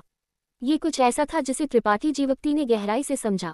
बस अभी, केवल एक अगरबत्ती के बराबर समय के बाद, उसने अपनी आधी से अधिक आध्यात्मिक ऊर्जा खर्च कर दी थी। अगर यह वुसुओ जैसा एक संवर्धक होता, तो अधिकतम आधा चाय का कप के समय में वह थकावट से मर जाता। त्रिपाठी जीवप्ती को एक चार्ट मास्टर बनने में ज्यादा दिलचस्पी नहीं थी, लेकिन वह अभी भी तारामंडल के क्षेत्र की संरचना और तारों के वितरण में बहुत रुचि रखता था। तारामंडल में कई छिपे हुए खतरे थे, खतरे जिनसे संत राजकोटि के स्वामी भी देखते ही भाग जाते थे। चार्ट मास्टर लोगों का एक समूह थे जो इन खतरों का पता लगा सकते थे और समय पर उनसे बच सकते थे। अगर वह इस तारा मानचित्र को अपने आप में एकीकृत कर सकता, तो त्रिपाठी जीवप्ती को लगा कि उसे अब और तारामंडल के क्षेत्र में खो जाने की चिंता नहीं करनी पड़ेगी। उसने अराजक रसातल में एक बड़ा नुकसान उठाया था और हमेशा इस पर विचार कर रहा था, इसलिए उसने इस तारा मानचित्र को परिष्कृत करने का फैसला किया। यह मूल रूप से वुसुओ का सौभाग्यशाली मुठभेड़ था, लेकिन अब जब यह उसके हाथों में आ गया था, तो त्रिपाठी जीवप्ती स्वाभाविक रूप से इसे जाने नहीं देगा। Episode number 1005। घूमते हुए महाद्वीप पर वापस, तलवार संघ और बैंगनी तारा के लोगों ने अपने अपने शिविर बनाए रखे। उनमें से प्रत्येक शांति से रह रहा था। जब से रहस्यमय वृद्ध व्यक्ति यहाँ आया और 100 से अधिक लोगों के अंतरिक्ष वलय छीन लिए, वह 10 दिनों से अधिक समय से गायब था। किसी को नहीं पता था कि वह उन अंतरिक्ष वलयों का क्या करना चाहता था, ये तो छोड़िए कि वह उन तारामंडल के टुकड़ों को क्यों उठाना चाहता था। त्रिपाठी जीवप्ती और विश्वकर्मा मनोहर ने एक गठबंधन बनाया और दो महान शक्तियों के लोगों से दूर रहे। इतने लंबे समय तक ठीक होने के बाद विश्वकर्मा मनोहर की हालत आखिरकार स्थिर हो गई थी और उसकी पिछली सभी चोटें मूल रूप से ठीक हो गई थी। हालांकि चूंकि त्रिपाठी जीवप्ती इस पूरे समय ध्यान कर रहा था, उसने इधर उधर दौड़ने की हिम्मत नहीं की। दो महान शक्तियों के लोगों ने इस अज्ञात महाद्वीप की स्थिति के बारे में पूछताछ शुरू कर दी और कुछ जांच के बाद उन्होंने पाया कि जैसा कि रहस्यमय वृद्ध व्यक्ति ने पहले कहा था, यहाँ कोई खतरा नहीं था। उन्हें यहाँ कोई जीवित प्राणी नहीं मिला, जैसे कि उनके आने से पहले रहस्यमय वृद्ध व्यक्ति ही यहाँ एकमात्र जीवित प्राणी था। जबकि वे इस वृद्ध व्यक्ति से डरते थे, वे उसके लिए कुछ सहानुभूति महसूस किए बिना नहीं रह सके। किसी से बातचीत करने के लिए किसी के बिना ऐसी जगह पर अकेले रहना वास्तव में एक फीका और थकाऊ काम था। शेखावत, आशुतोष और कविता ने भी इस अज्ञात महाद्वीप को छोड़ने और तारामंडल के क्षेत्र में लौटने, इस वृद्ध व्यक्ति से दूर रहने की कोशिश करते हुए आकाश में गहराई तक उड़ने के लिए अपने तारा शटल का उपयोग किया।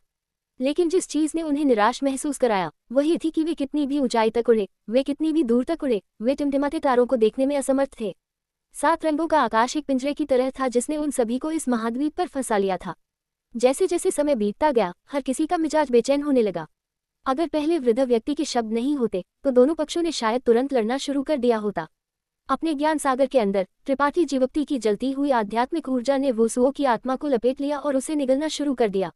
वह 10 दिनों से अधिक समय से इस आत्मा को परिष्कृत कर रहा था, लेकिन अपनी आध्यात्मिक ऊर्जा की ताकत के साथ भी वह अभी भी पूरी तरह से तारे को परिष्कृत करने में असमर्थ था। उसने इस तारे की गुणवत्ता को कम आंका था। हालांकि उसने अब आशा देखी। वसुओं की दिव्य आत्मा ऊर्जा पहले ही गायब हो चुकी थी, पीछे केवल टिमटिमाती तारों की रोशनी का एक झुंड और एक असाधारण रूप से सुंदर तारा मानचित्र छोड़ गया था। त्रिपाठी जीवप्ती ने तारे पर आक्रमण करने के लिए अपनी आध्यात्मिक ऊर्जा का उपयोग करना जारी रखा, अपनी खुद की आत्मा ब्रांड छोड़ दिया और अपनी खुद की जीवन शक्ति को उस पर अंकित कर दिया। पूरी प्रक्रिया एक कलाकृति को परिष्कृत करने जैसी थी। तारा अस्थिर होने लगा। ये धीरे धीरे विस्तारित हुआ और बड़ा होता गया, जैसे कि यह किसी भी समय विस्फोट कर सकता था। त्रिपाठी जीवप्ती अशांति की भावना महसूस किए बिना नहीं रह सका। उसका आत्मा अवतार 6 रंगों के द्वीप पर उड़ गया और तारे को परिष्कृत करने के लिए अपने ज्ञान सागर की शक्ति को उत्तेजित करना जारी रखा। अचानक तारे से एक हल्का शोर निकला, जैसे कुछ फट गया हो। अगले ही पल त्रिपाठी जीवप्ती ने महसूस किया कि उसकी आध्यात्मिक ऊर्जा अभेद्य तारे में पागलपन की तरह बह रही है, जिससे उसके ज्ञान सागर में समुद्री जल तेजी से कम हो रहा है। उसके चेतना के सागर में बहुरंगी रोशनी की किरणें फूट पड़ी। अनगिनत चमकते तारे सभी दिशाओं में निकल गए। त्रिपाठी जीवप्ती का चेतना का सागर अशांति में था। यह अतुलनीय रूप से अराजक था, जिससे वह एक पल में चक्कर और भटकाव महसूस करने लगा। आकाश के तारे टिड्डियों के एक झुंड की तरह थे, घने, ढेर और असंख्य। वे लगातार ज्ञान के सागर से बाहर उड़ते रहे और मूल रूप से खाली आकाश को सजाना शुरू कर दिया। धीरे धीरे त्रिपाठी जीवप्ती के ज्ञान सागर के ऊपर का आकाश रंगीन हो गया, जैसे कि एक छोटा अदृश्य हाथ उसके लिए उसके ज्ञान सागर के परिदृश्य को व्यवस्थित कर रहा हो। त्रिपाठी जीवप्ती मंत्रमुग्ध हो गया। उसका आत्मा अवतार 6 रंगों के द्वीप पर खड़ा था और खाली हाथ घूर रहा था। उसकी आंखें तेज और तेज होती जा रही थी। उसकी चेतना के सागर में परिदृश्य एक अत्यधिक तेज गति से जबरदस्त बदलाव से गुजर रहा था। लगभग 1 कप चाय पीने में लगने वाले समय के बाद अशांत ज्ञान सागर आखिरकार स्थिर हो गया। इस क्षण में उसके ज्ञान सागर में परिदृश्य पहले से बहुत अलग था। 6 रंगों का द्वीप अभी भी समुद्र के केंद्र में खड़ा था और विनाश की दानव आंख अभी भी हवा में तैर रही थी। रात हो चुकी थी और आकाश चकाचौंध वाली तारों की रोशनी की एक परत से ढका हुआ था, जैसे कि यह जाली की एक परत से ढका हुआ हो। ये त्रिपाठी जीवप्ती की आध्यात्मिक ऊर्जा द्वारा बनाया गया एक भ्रम नहीं था, बल्कि एक वास्तविक भ्रम था। यह इस बात का संकेत था कि तारा और त्रिपाठी जीवप्ती एक में विलय हो गए थे। त्रिपाठी जीवप्ती अत्यधिक प्रसन्न था और 6 रंगों के द्वीप पर खड़ा था, चौड़ी मुस्कान के साथ। एक विचार के साथ त्रिपाठी जीवप्ती की आंखों ने तारामंडल में एक निश्चित स्थिति पर घूरना शुरू कर दिया, जहां अचानक कई तारे दिखाई दिए। तारे धीरे धीरे घूमते थे और एक रहस्यमय शक्ति के मार्गदर्शन में वे वास्तविक दुनिया के तारों के समान दिशा में आगे बढ़े। त्रिपाठी जीवप्ती की दिव्य चेतना तारों के बीच भटकती रही, तारामंडल के क्षेत्र में विभिन्न रहस्यों को देखती रही। उसकी आध्यात्मिक ऊर्जा तेजी से निकल रही थी। हालांकि इस तारे की जासूसी करने में बहुत अधिक आध्यात्मिक ऊर्जा खर्च हुई, त्रिपाठी जीवप्ती बहुत संतुष्ट था। अपने ज्ञान सागर में ऐसे तारे के साथ उसे अब और खो जाने की चिंता नहीं करनी पड़ेगी। वह उस गंतव्य को सटीक रूप से खोज सकता था जहां वह जाना चाहता था, और वह इसका उपयोग एक उत्कृष्ट चार्ट मास्टर बनने के लिए भी कर सकता था। अपने विचारों को रोके रखते हुए त्रिपाठी जीवप्ती ने अपनी वर्तमान स्थिति की जांच करना शुरू कर दिया। इस तारे पर रोशनी का एक सफेद बिंदु था जो लगातार चमक रहा था।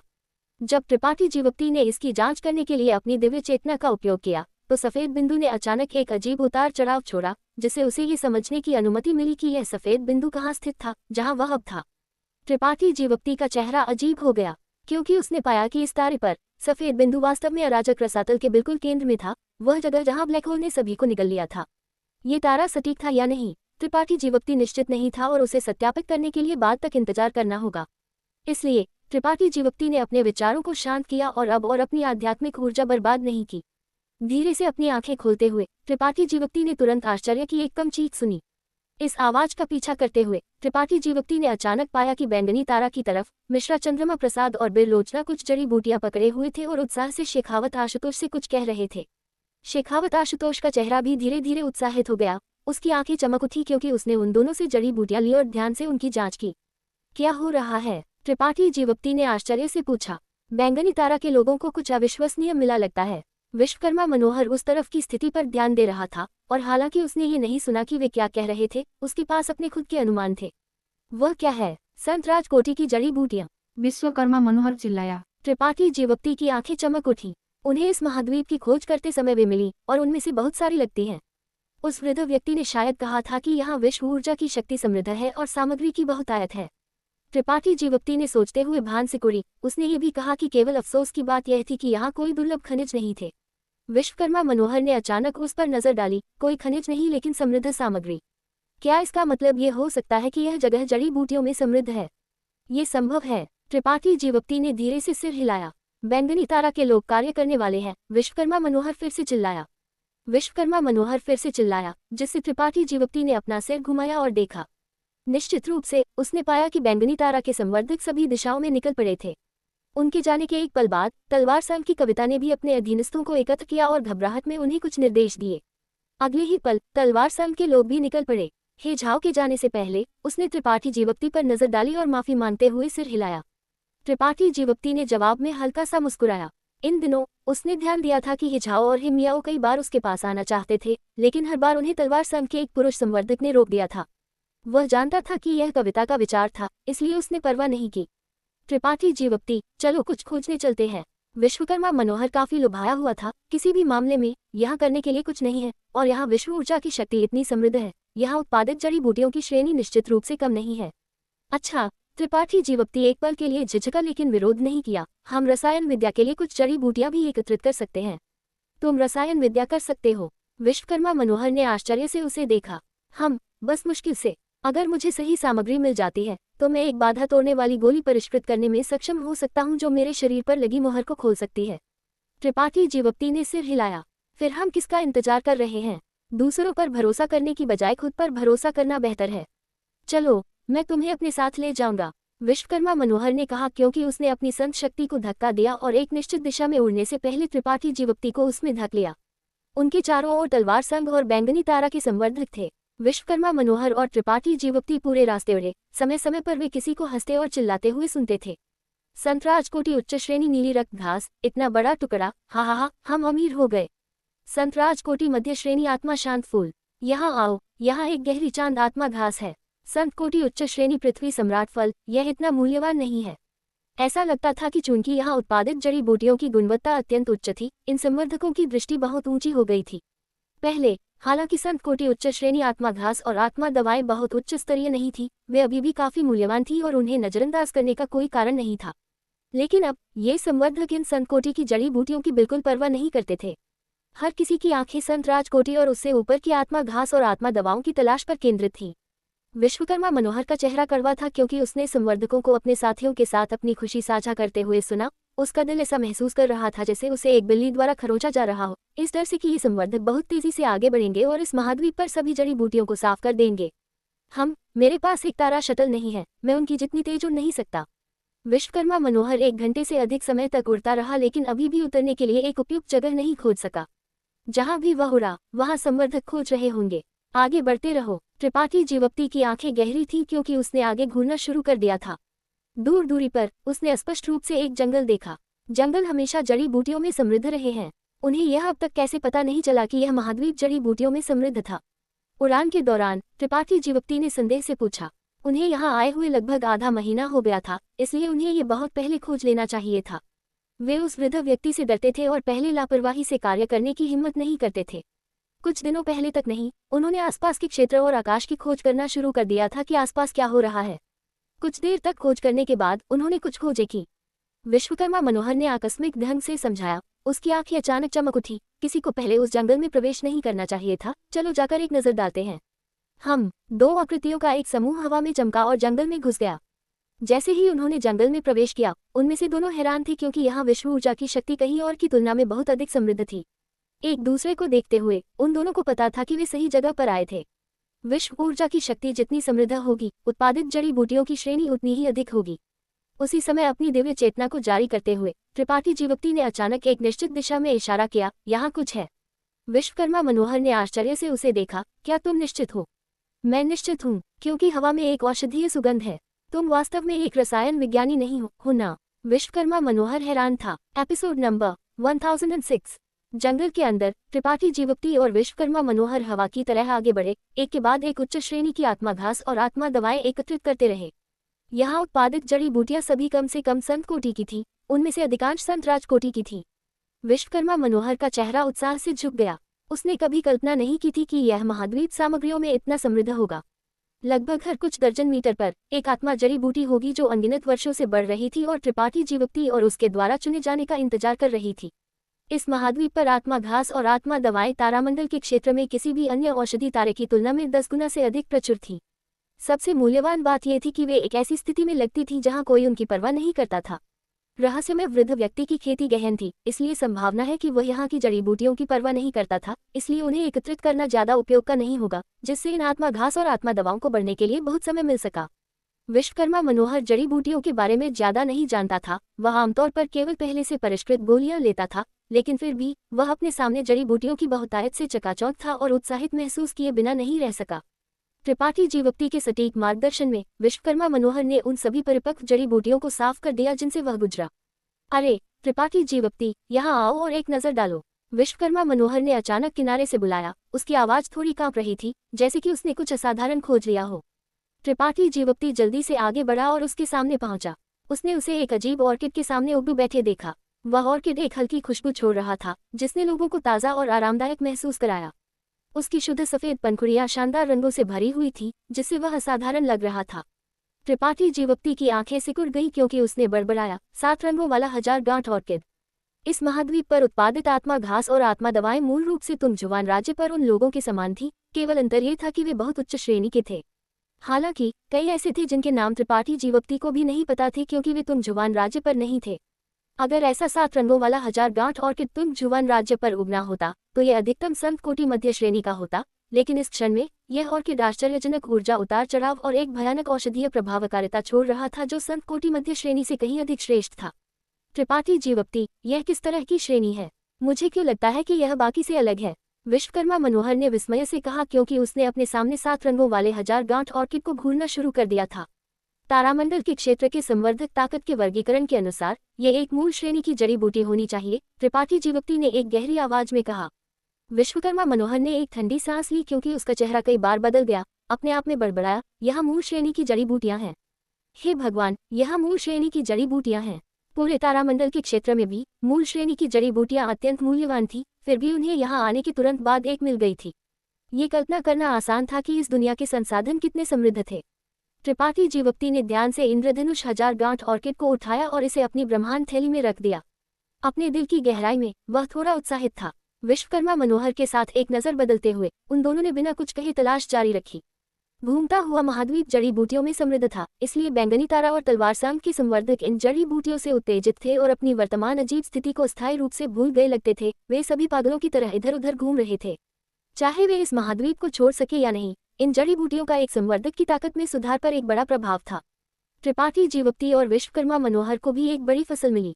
घूमता हुआ महाद्वीप छोटा नहीं था और बैंगनी तारा और तलवार संघ के कुल संवर्धकों की संख्या 100 से कम थी। उनके सभी दिशाओं में बिखरने के बाद उनके लिए एक दूसरे से टकराना मूल रूप से असंभव था। इस प्रकार वे सुरक्षित रूप से जितना चाहते थे उतनी जड़ी बूटियों की तलाश कर सकते थे। 10 दिनों के बाद त्रिपाठी जीवक्ति रुक गया।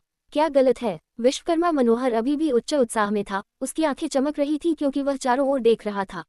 ये ध्यान देते हुए कि त्रिपाठी जीवक्ति रुक गया था, वह मुड़ने और पूछने से खुद को नहीं रोक सका। मैंने पर्याप्त जड़ी बूटियां एकत्रित कर ली हैं, मैं रसायन विद्या शुरू करने जा रहा हूँ। क्या तुम उस गोली को परिष्कृत करने जा रहे हो जो तुम्हारी मोहर को उठा सकती है? विश्वकर्मा मनोहर ने पूछा। लेकिन तुम अपनी ताकत का उपयोग नहीं कर सकते, तुम रसायन विद्या कैसे करोगे? विश्वकर्मा मनोहर उलझन में था। मेरे पास अपना रास्ता है, तुम खुद जड़ी बूटियां खोजने जा सकते हो। वहाँ एक गुफा है, मैं फिलहाल वहाँ रहूंगा, तो मुझे वहाँ ढूंढ सकते हो। त्रिपाठी जीवप्ती ने पास की एक जगह की ओर इशारा किया। जब वे दोनों आगे बढ़ रहे थे तो त्रिपाठी जीवप्ती को आराम करने के लिए एक अच्छी जगह मिली थी। अच्छा, विश्वकर्मा मनोहर ने जोर नहीं दिया। ये जानते हुए कि त्रिपाठी जीवप्ती अपनी ताकत को बहाल करने के लिए उत्सुक था, तो सावधान रहना, मैं थोड़ी देर के लिए तलाश करने जाऊंगा। ये कहने के बाद वह एक लापरवाह तरीके से चला गया। त्रिपाठी जीवप्ती ने दिशा की पहचान की और उस गुफा की ओर बढ़ गया जिसे उसने पहले खोजा था। थोड़ी देर बाद वह गुफा के सामने पहुंचा और उसकी तलाश करने के लिए अपनी दिव्य चेतना का उपयोग किया। अंदर कोई खतरा नहीं था। इसकी पुष्टि करने के बाद त्रिपाठी जीवप्ती अंदर चला गया। गुफा स्वाभाविक रूप से बनी होनी चाहिए। पहाड़ के शीर्ष पर बड़ी मात्रा में स्टेलेक्टाइट उल्टा लटका हुआ था। इस स्टेलेक्टाइट की नोक से समृद्ध विश्व ऊर्जा से भरे पहाड़ के पानी की बूंदें गिर रही थी। त्रिपाठी जीवप्ती ने कुछ बूंदें ली और उन्हें पी लिया। तुरंत ताज़ा महसूस किया। यहाँ पहाड़ का पानी साधारण नहीं था, इसमें बड़ी मात्रा में विश्व ऊर्जा शामिल थी, लगभग जैसे इसे विश्व ऊर्जा से बदल दिया गया हो। जो कोई भी इसे लेता था उसे बहुत लाभ होता था। असंख्य दवा तरल के समान प्रभाव होता था कि यह किसी की शारीरिक संरचना में सुधार कर सकता था और किसी की ताकत को बढ़ा सकता था। हालांकि इसका प्रभाव असंख्य दवा तरल से थोड़ा खराब था। त्रिपाठी जीवप्ती गुफा के सबसे अंदर के हिस्से तक चला गया, एक सूखी जगह मिली और पालथी मारकर बैठ गया।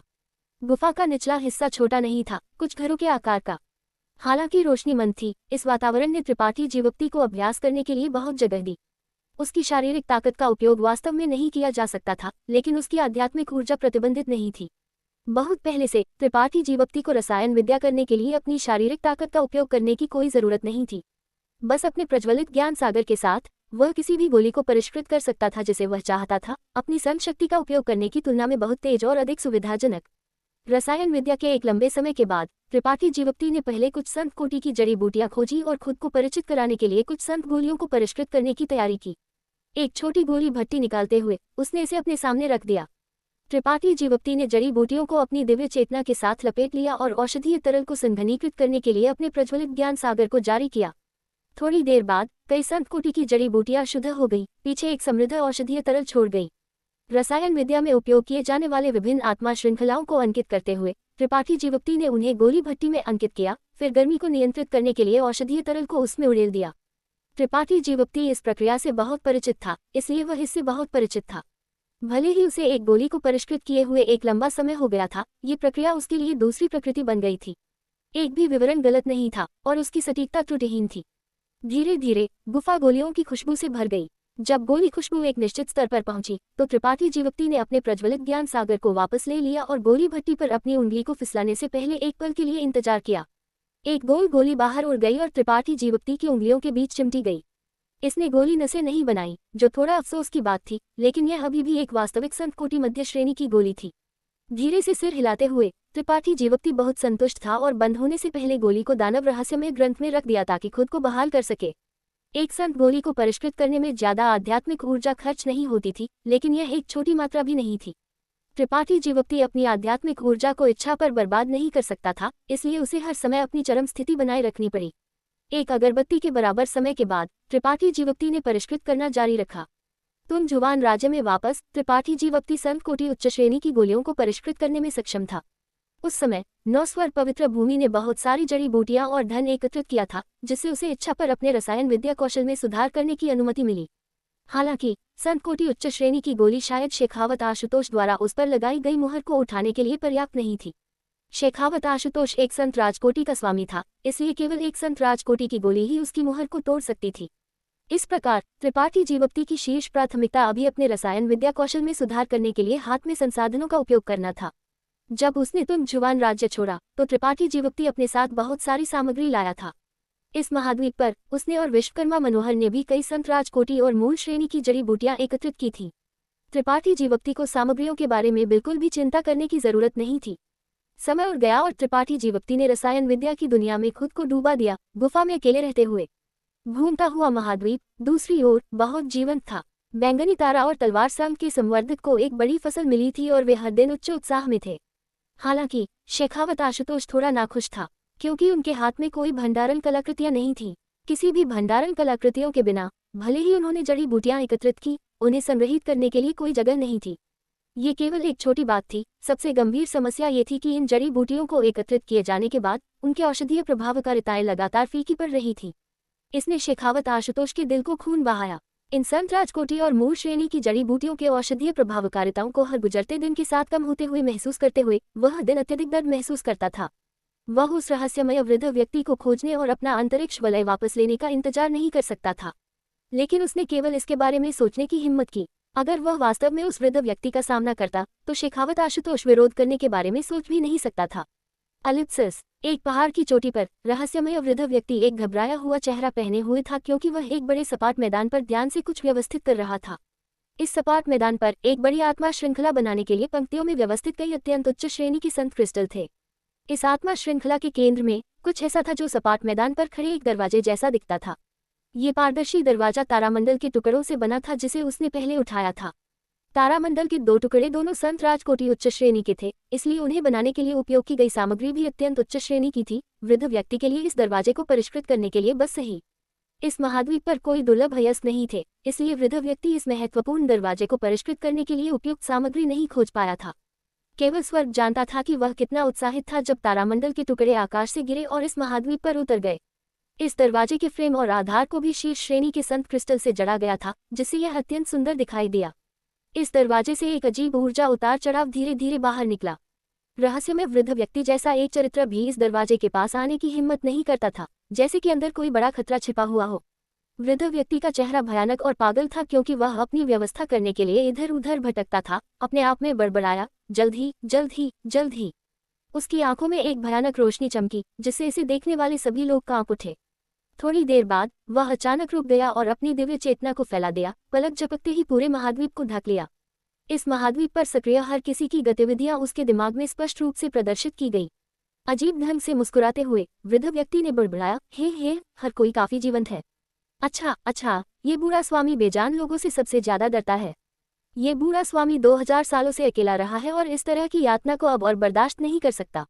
अगर तुम सभी बेजान हो जाते हो तो इस बूढ़े स्वामी को सिरदर्द होगा। ओह, ये छोटा बच्चा काफी दिलचस्प है। Episode number 1007। रहस्यमय वृद्ध व्यक्ति की खेती अगाध थी और एकल विचार के साथ पूरी दुनिया की स्थिति उसकी समझ से बच नहीं सकती थी।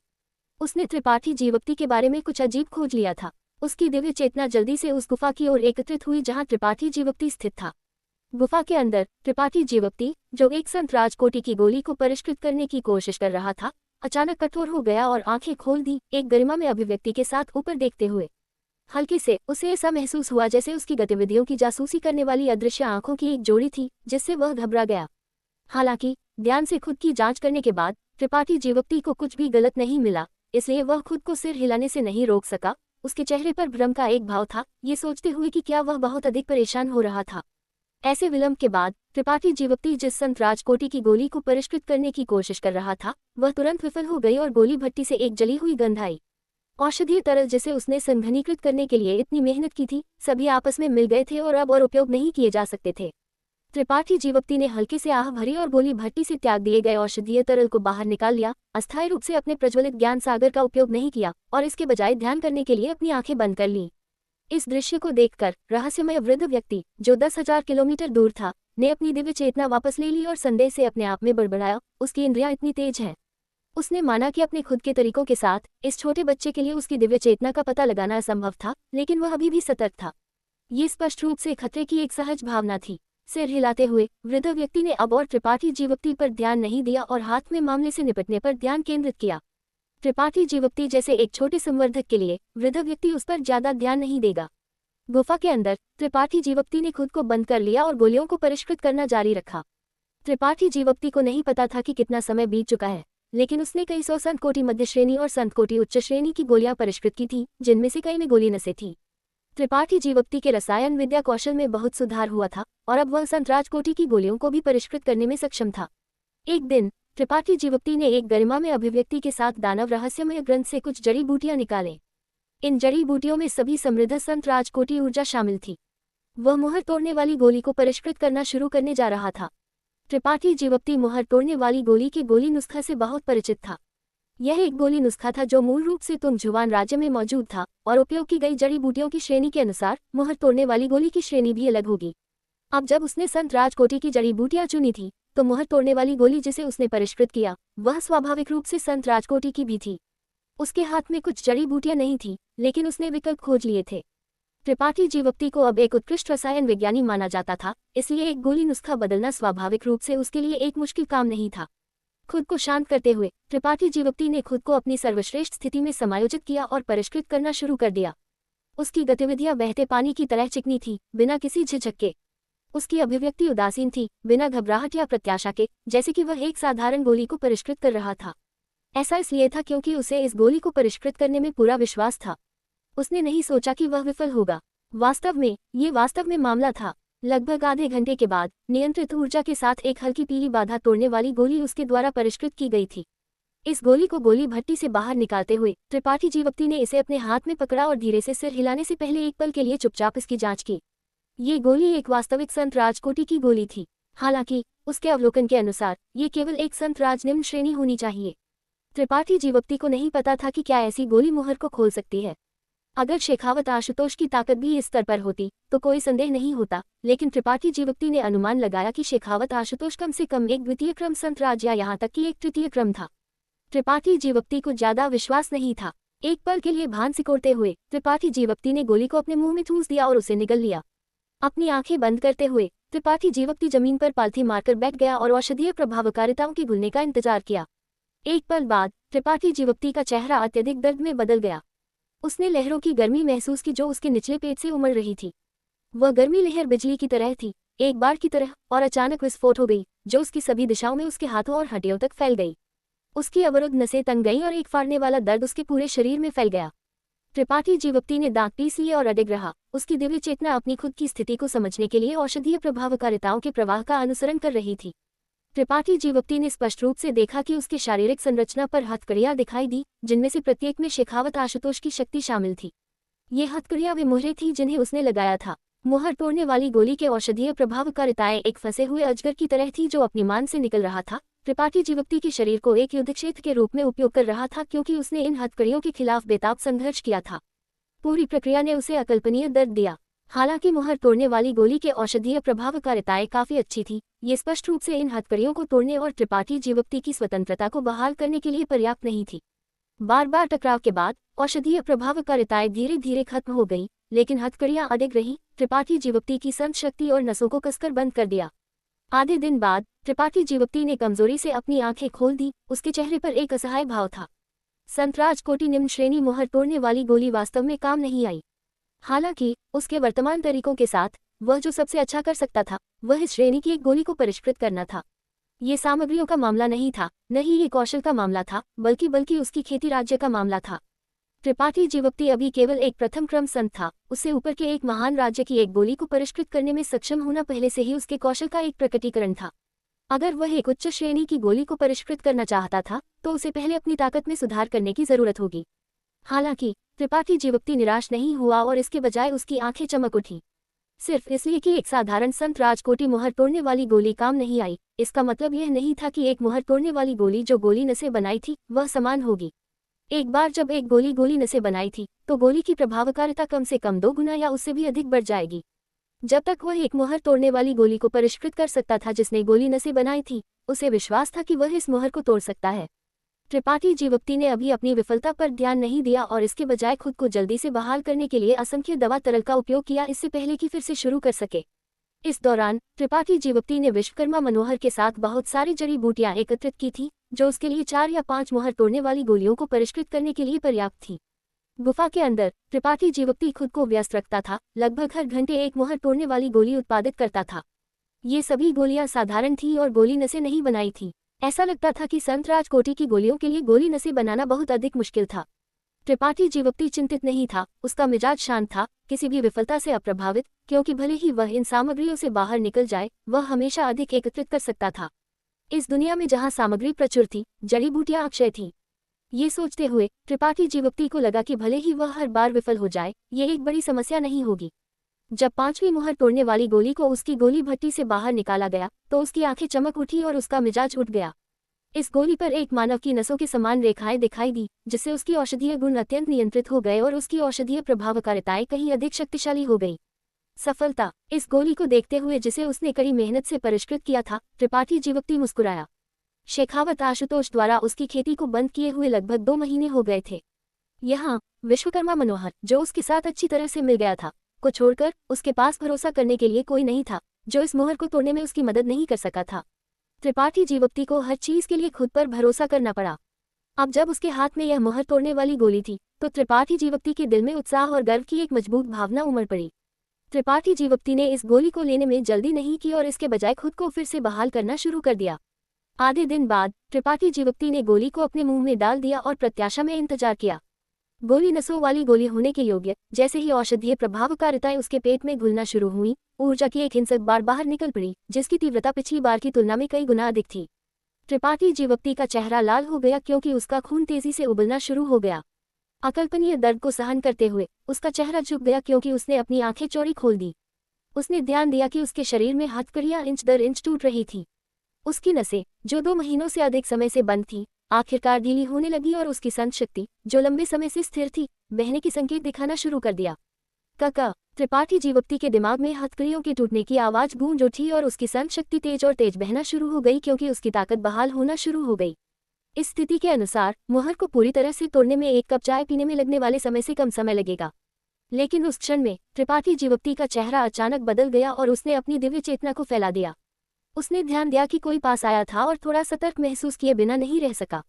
जब वह रसायन विद्या कर रहा था तो 1 या 2 संवर्धक कभी कभी इस जगह से गुजरते थे और उसकी जीवन शक्ति को ध्यान देते थे, लेकिन उनमें से किसी ने भी उसे परेशान करने के लिए गुफा में प्रवेश नहीं किया था, क्योंकि कोई भी वृद्ध व्यक्ति के क्षेत्र में परेशानी पैदा करने की हिम्मत नहीं करता था।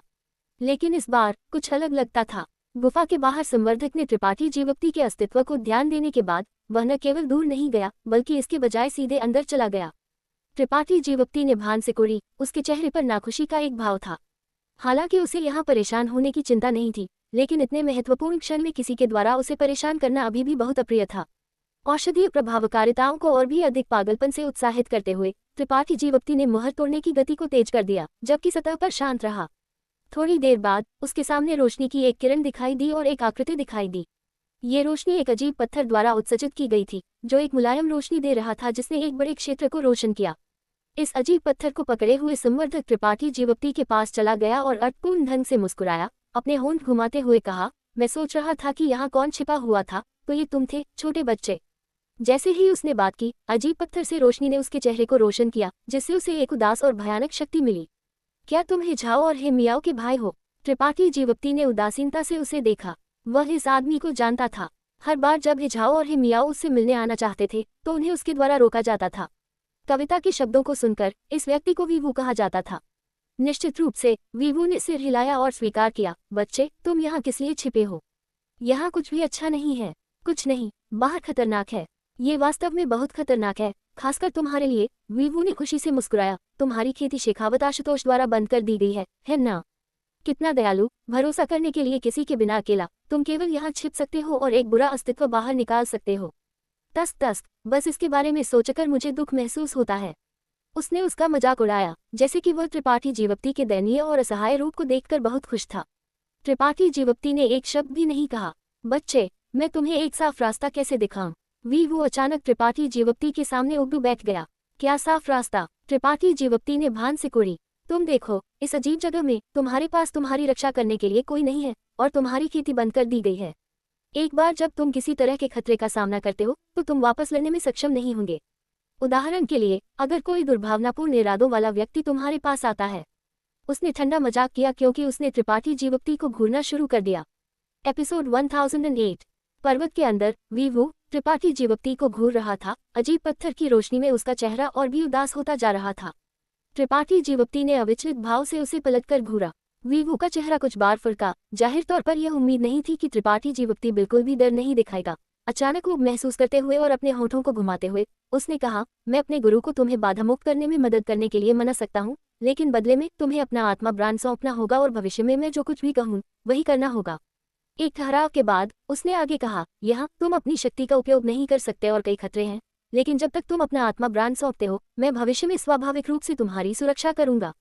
तुम्हें कोई नुकसान नहीं होगा और यदि तुम भाग्यशाली रहे तो तुम भविष्य में तलवार संघ में भी शामिल हो सकते हो।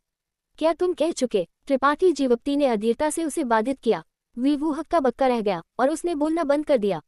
अगर तुम कह चुके तो कृपया जाओ, त्रिपाठी जीवप्ती ने अपने हाथ से इशारा किया। वीवू का चेहरा तुरंत उदास हो गया जब वह धीरे धीरे खड़ा हुआ और ठंडी मुस्कान के साथ दांत पीसते हुए बोला, लड़के, इनाम स्वीकार करने से मना मत करो, कहीं ऐसा न हो कि तुम्हें जबरदस्ती हर्जाना देना पड़े। तुम्हें जवाब देने से पहले अच्छी तरह सोच लेना चाहिए, वरना तुम्हें पछताना पड़ सकता है। त्रिपाठी जीवप्ती ने धीरे से सिर हिलाया, मुझे नहीं पता कि तुम मेरा आत्मा ब्रांड क्यों चाहते हो, लेकिन मैं अपनी जिंदगी को किसी और के वश में नहीं होने दे सकता। तुम्हारे पास वह योग्यता नहीं है। लड़के, तुम काफी अभिमानी हो। वीवू जोर से हंस पड़ा जैसे उसने कुछ मजेदार सुना हो। उसने अपनी आवाज धीमी की और धमकी दी, मुझे बताओ, अगर मैं तुम्हें यहीं मार डालूं तो किसे पता चलेगा। त्रिपाठी जीवप्ती का चेहरा गंभीर हो गया जब उसने अपनी आंखें सिकुड़कर उसे देखा। हालांकि रहस्यमय वृद्ध व्यक्ति ने पहले कहा था कि यहाँ किसी को भी परेशानी पैदा करने की अनुमति नहीं है, लेकिन कौन जानता था कि क्या वह सभी की सुरक्षा कर सकता है। उसे ऐसा करने का क्या कारण था। मैं तुम्हारी 2 छोटी बहनों का कर्जदार हूँ और तुमने न केवल मुझे गलत समझा, तुम मुझे मारना भी चाहते हो। त्रिपाठी जीवप्ती की आवाज ठंडी थी और उसमें हत्या का इरादा उमड़ रहा था। यह इसलिए है क्योंकि तुम उनके कर्जदार हो कि तुम मरने के लायक हो। अगर तुम दूसरों के मामलों में दखल नहीं देते तो वे पहले ही मर चुकी होती। वीवू जोर से गुर्राया, लेकिन अपनी बात के बीच में ही उसे अचानक एहसास हुआ कि कुछ गड़बड़ है और उसने जल्दी से बात बंद कर दी। अंधेरे में वे दोनों अजीब भावों के साथ एक दूसरे को देख रहे थे। त्रिपाठी जीवप्ती ने मूल रूप से सोचा था कि यह व्यक्ति उससे इतनी नफरत इसलिए करता है क्योंकि वह डरता था कि वह उसका प्यार छीन लेगा। उसने सोचा कि वह हिजाओ और हिमियाओ में दिलचस्पी रखता था। कौन जानता था कि चीजें बिल्कुल वैसी नहीं थी जैसा उसने सोचा था। वह चाहता था कि हिजाओ और हिमियाओ जल्द से जल्द मर जाएं। त्रिपाठी जीवप्ती को नहीं पता था कि इसमें किस तरह के रहस्य शामिल थे। यह शायद तलवार गठबंधन के आंतरिक विवादों से संबंधित था, लेकिन त्रिपाठी जीवप्ती इसके बारे में सोचने के लिए बहुत आलसी था। हालांकि वीवू के लापरवाह शब्दों के कारण गुफा का तापमान काफी कम हो गया। बच्चे, अगर तुम जीना चाहते हो तो ये सबसे अच्छा है कि तुम भूल जाओ कि पहले क्या हुआ था, वरना मैं तुम्हें टुकड़े टुकड़े कर दूंगा। वीवू एक पल के लिए चुप रहा, इससे पहले कि उसने ठंडी आवाज में कहा और धमकी दी, और फिर वह मुड़कर चला गया। जिस क्षण वह मुड़ा, उसके आस्तीन से अचानक एक ठंडी रोशनी निकली।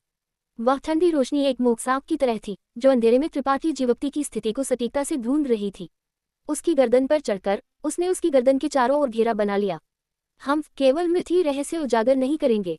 वीवू हंसा और अपने हाथ की एक लहर के साथ ठंडी रोशनी सरसराहट के साथ उसके हाथ में लौट आई। ये ठंडी रोशनी वास्तव में एक लचीली तलवार थी जो अविश्वसनीय रूप से तेज थी। फिर वह मुड़ गया और त्रिपाठी जीवप्ती के शरीर से निपटने के लिए तैयार हो गया, कोई भी सुराग नहीं छोड़ना चाहता था। जिस क्षण वह मुड़ा, अचानक उसके सामने एक आकृति दिखाई दी। अजीब पत्थर की नर्म रोशनी में वीवू स्पष्ट रूप से त्रिपाठी जीवप्ती का चेहरा देख सकता था जो गुस्से में मरोड़ा हुआ था। इस युवक की गर्दन पर एक खूनी घाव था जिससे सुनहरा खून बह रहा था। वीवू ने घबराकर आवाज लगाई, ये समझने में असमर्थ था कि त्रिपाठी जीवप्ती अभी तक क्यों नहीं मरा था। इस युवक की शक्ति सील कर दी गई थी और वीवू ने अपनी तृतीय क्रम संत कोटि की खेती के साथ एक चुपके से हमला किया था, इसलिए उसके विफल होने का कोई कारण नहीं था। वीवू का भाव दहशत में था, मानो उसने दिन के उजाले में भूत देखा हो। उसकी प्रतिक्रिया बहुत तेज थी और जिस क्षण उसे एहसास हुआ कि कुछ गड़बड़ है, उसने जल्दी से अपनी शक्ति को फिर से संघनित किया और उसके हाथ में लचीली तलवार अचानक त्रिपाठी जीवप्ती की ओर एक चमकदार ठंडी रोशनी के साथ गोली की तरह निकल पड़ी। त्रिपाठी जीवप्ती का शरीर एक ठंडी आभा से भर गया था क्योंकि हवा में एक खून खराबे वाला और हिंसक आभा भर गया था। उसका स्वभाव कुछ देर पहले से पूरी तरह से अलग था। अब वह एक प्राचीन जानवर की तरह था जो लंबी अवधि के बाद अचानक जाग गया था। ठंडी रोशनी को खुद को मारने की इजाजत देते हुए त्रिपाठी जीवप्ती सीधे वीवू की ओर बढ़ा, अपना हाथ उठाया और एक मुक्का मारा। एस्टरिस्क होन, एस्टरिस्क। यह मुक्का सीधे वीवू के चेहरे पर लगा। वीवू ने केवल हड्डियों के टूटने की आवाज सुनी क्योंकि उसकी पूरी नाक बह गई और एक खूनी स्वाद उसके मुंह में भर गया। चकराया हुआ उसे पीछे की ओर हवा में फेंक दिया गया। जब उसे इस मुक्के से मारा गया तो वीवू चौंक गया कि उसकी संत शक्ति ने कोई रक्षात्मक भूमिका नहीं निभाई, मानो वह मौजूद ही न हो। इस मुक्के की भयंकर शक्ति सीधे उसकी संत शक्ति की सुरक्षा को दरकिनार कर दिया और उसकी हड्डियों पर लगी उन्हें प्रक्रिया में तोड़ दिया। वीवू इस मुक्के से स्तब्ध रह गया। उसका शरीर गुफा में कुछ बार उछला, हर जगह पत्थर के टुकड़े बिखेरते हुए, इससे पहले कि वह आखिरकार जमीन पर उतरा, मुश्किल से अपनी सांस को पकड़ पाया। जरा सी भी देरी करने की हिम्मत न करते हुए वह जल्दी से उठ गया। इससे पहले कि उसे दिशा की पहचान करने का समय मिलता, एक मजबूत बल सीधे आया। एक बड़े हाथ ने उसकी गर्दन पकड़ ली और उसे जमीन पर दबा दिया। त्रिपाठी जीवप्ती हौंफ रहा था क्योंकि अंधेरे में उसकी आंखें एक खून खराबे वाले जानवर की तरह लाल हो गई थी। उसके अदम्य स्वर्ण कंकाल की दुष्ट आभा एक सुनामी की तरह भड़क उठी क्योंकि वह वीवू की ओर दौड़ा। वह वास्तव में इस प्रतिद्वंद्वी द्वारा उकसाया गया था, क्योंकि इस रहस्यमय वृद्ध व्यक्ति की शक्ति बहुत गहरी थी और क्योंकि उसकी पिछली चेतावनी अभी भी वीवू के कानों में गूंज रही थी, और क्योंकि त्रिपाठी जीवप्ती अपने शरीर पर लगी सील को हटाने के आखिरी क्षण में था।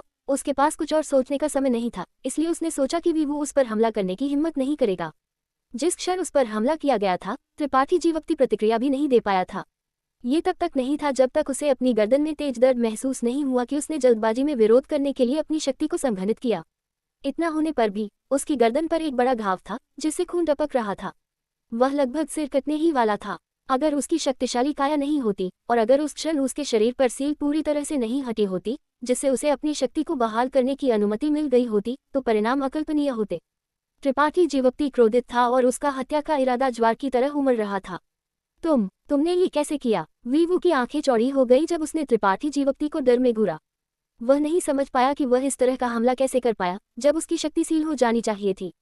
इस क्षण उसके शरीर में दुष्ट ऊर्जा बहुत प्रचुर मात्रा में थी, इसमें सील होने का कोई निशान कैसे हो सकता है? त्रिपाठी जीवक्ति के शरीर से आने वाली दुष्ट आभा ऐसी थी जैसे आसमान बह रहा हो, जिससे वीवू को ऐसा महसूस हो रहा था जैसे उसे नरक की गहराई में फेंक दिया गया हो।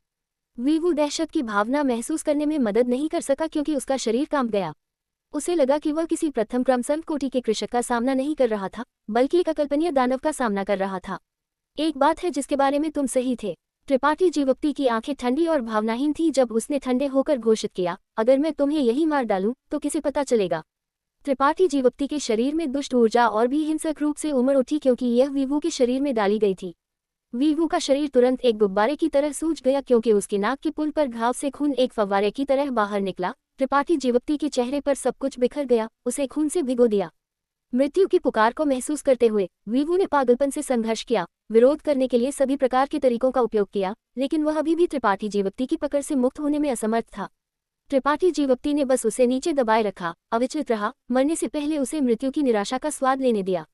10 सांसों के समय के बाद वीवू की दयनीय चीख के साथ उसका शरीर फट गया, उसके 5 अंतरांग और 6 अंग जमीन पर सब जगह बिखर गए। त्रिपाठी जीवक्ति की बाईं आंख से एक अदृश्य सक्शन बल उभरा और वीवू की आत्मा उसमें समा गई। त्रिपाठी जीवक्ति ने अपनी आंखें बंद कर ली और अपनी चेतना को अपने ज्ञान सागर में डुबो दिया, राक्षसी लहरों को उत्तेजित करते हुए जब उसने वीवू की आत्मा को जलाने के लिए अपने प्रज्वलित ज्ञान सागर का उपयोग किया। त्रिपाठी जीवक्ति के कार्य अत्यंत मापे हुए थे, उसके ज्ञान सागर की झुलसाने वाली शक्ति तुरंत वीवू की चेतना को नहीं जलाएगी। इसके बजाय त्रिपाठी जीवक्ति वीवू की आत्मा को यातना देना चाहता था और उसे पूरी तरह से मिटाने से पहले उसे पीड़ित करना चाहता था। इसका उपयोग खुद को किसी भी समय अपनी चौकसी कम न करने की चेतावनी के रूप में करता था। त्रिपाठी जीवक्ति के ज्ञान सागर की गहराई से डर की एक चीख गूंज उठी, मानो ये हमेशा के लिए जारी रहेगी। जिस क्षण वीवू का शरीर मर गया, गुफा से दसियों हजार किलोमीटर दूर कहीं तलवार संग की सुंदर महिला युएशी हेजाओ और हेमियाओ को जड़ी बूटियां इकट्ठा करने के लिए नेतृत्व कर रही थी।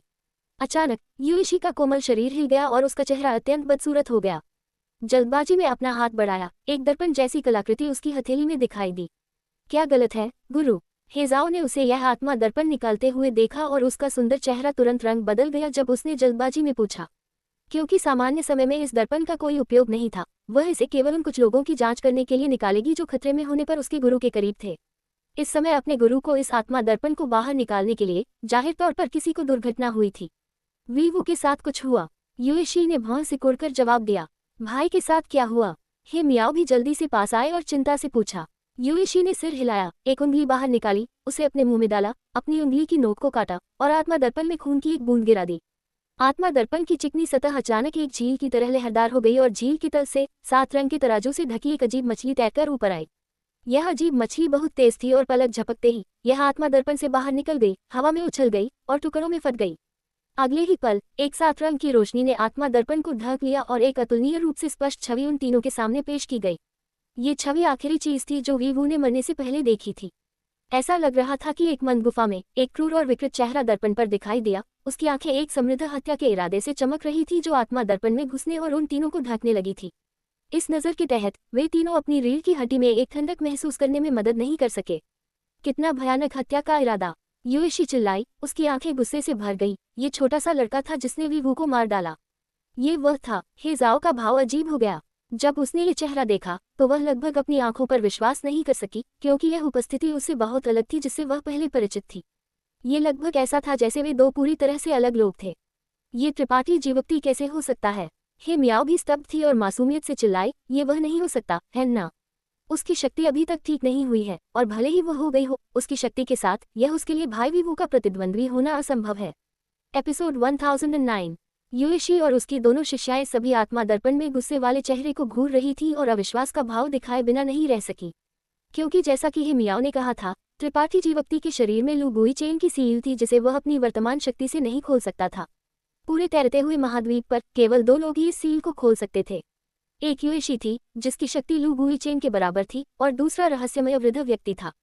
हालांकि रहस्यमय वृद्ध व्यक्ति के तरीके स्वर्ग को चुनौती देने वाले थे, उसका स्वभाव अजीब था और वह शायद त्रिपाठी जीवक्ति की मदद करने के लिए इतना दयालु नहीं होगा। युएशी ने भी उसकी सील खोलने में मदद नहीं की, तो उसने अपनी शक्ति कैसे बहाल की? और भले ही वह अपनी चरम अवस्था में बहाल हो गया हो, वह अभी भी केवल प्रथम क्रम संत कोटि का ही था। वह तृतीय क्रम संत कोटि के विवु का प्रतिद्वंद्वी कैसे हो सकता था? किसी भी मामले में विवु को निश्चित रूप से इस छोटे से लड़के ने मारा था। युएशी का सुंदर चेहरा गुस्से से भरा था। तलवार संग के लोगों को मारने की हिम्मत करना, मैं उसे कीमत चुकाने के लिए मजबूर करूंगी। गुरु, आइए पहले इस मामले की जांच करें, हे जाओ ने जल्दबाजी में समझाने की कोशिश की। युएशी ने उस पर नजर डाली और हल्के से कहा, मैं जानती हूँ कि उसने तुम बहनों पर दया दिखाई है और हमने उसे गलत समझा है, लेकिन ये छोटा सा लड़का वास्तव में अजीब है।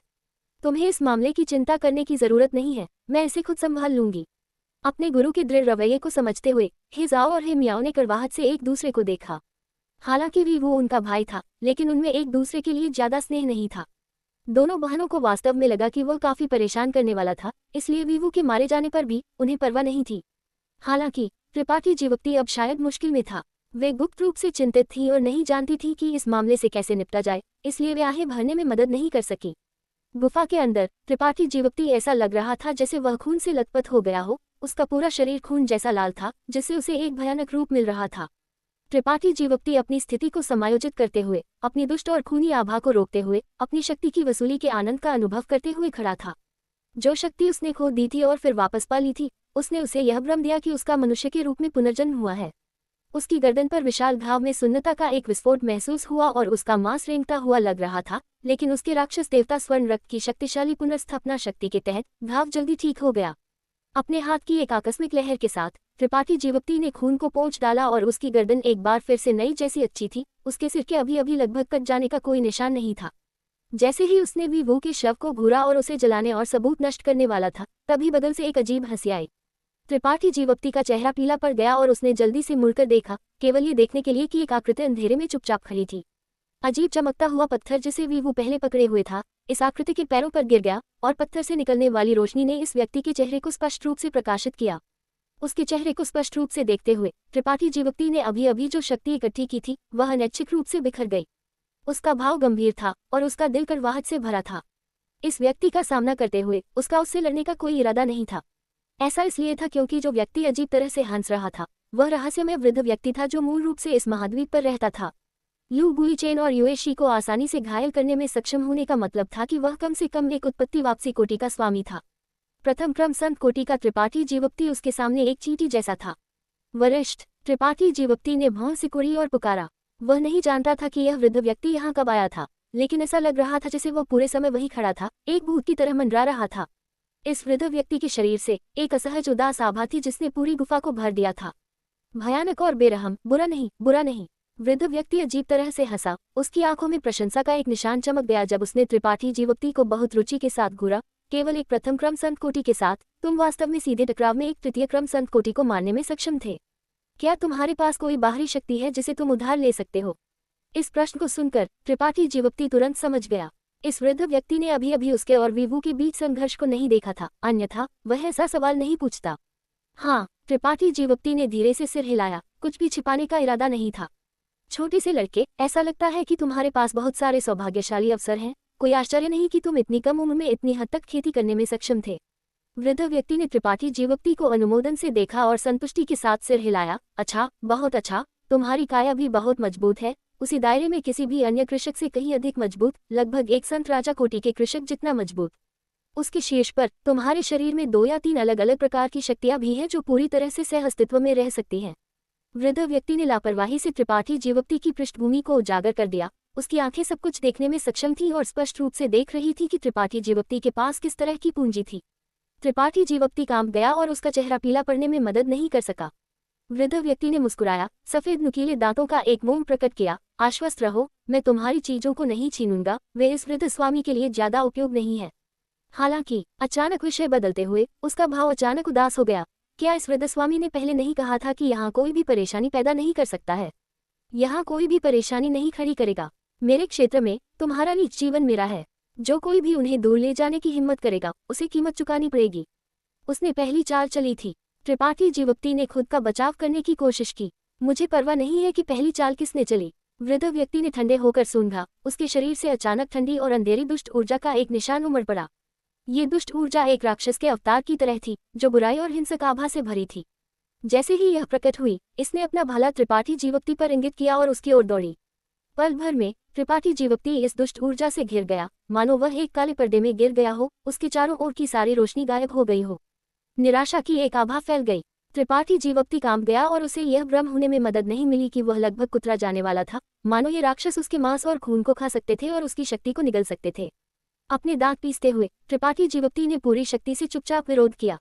वृद्ध व्यक्ति की अजीब हंसी उसके कानों में बजी। 10 सांसें, अगर तुम 10 सांसें तक टिक सकते हो तो मैं तुम्हारी जान बख्श दूंगा, अन्यथा तुम उनका भोजन बन जाओगे। जब ये शब्द त्रिपाठी जीवप्ती के कानों तक पहुंचे तो त्रिपाठी जीवप्ती ने अपनी भावना को हिलाने में मदद नहीं की, क्योंकि उसने एक बार फिर से प्रकाश की एक झलक देखी।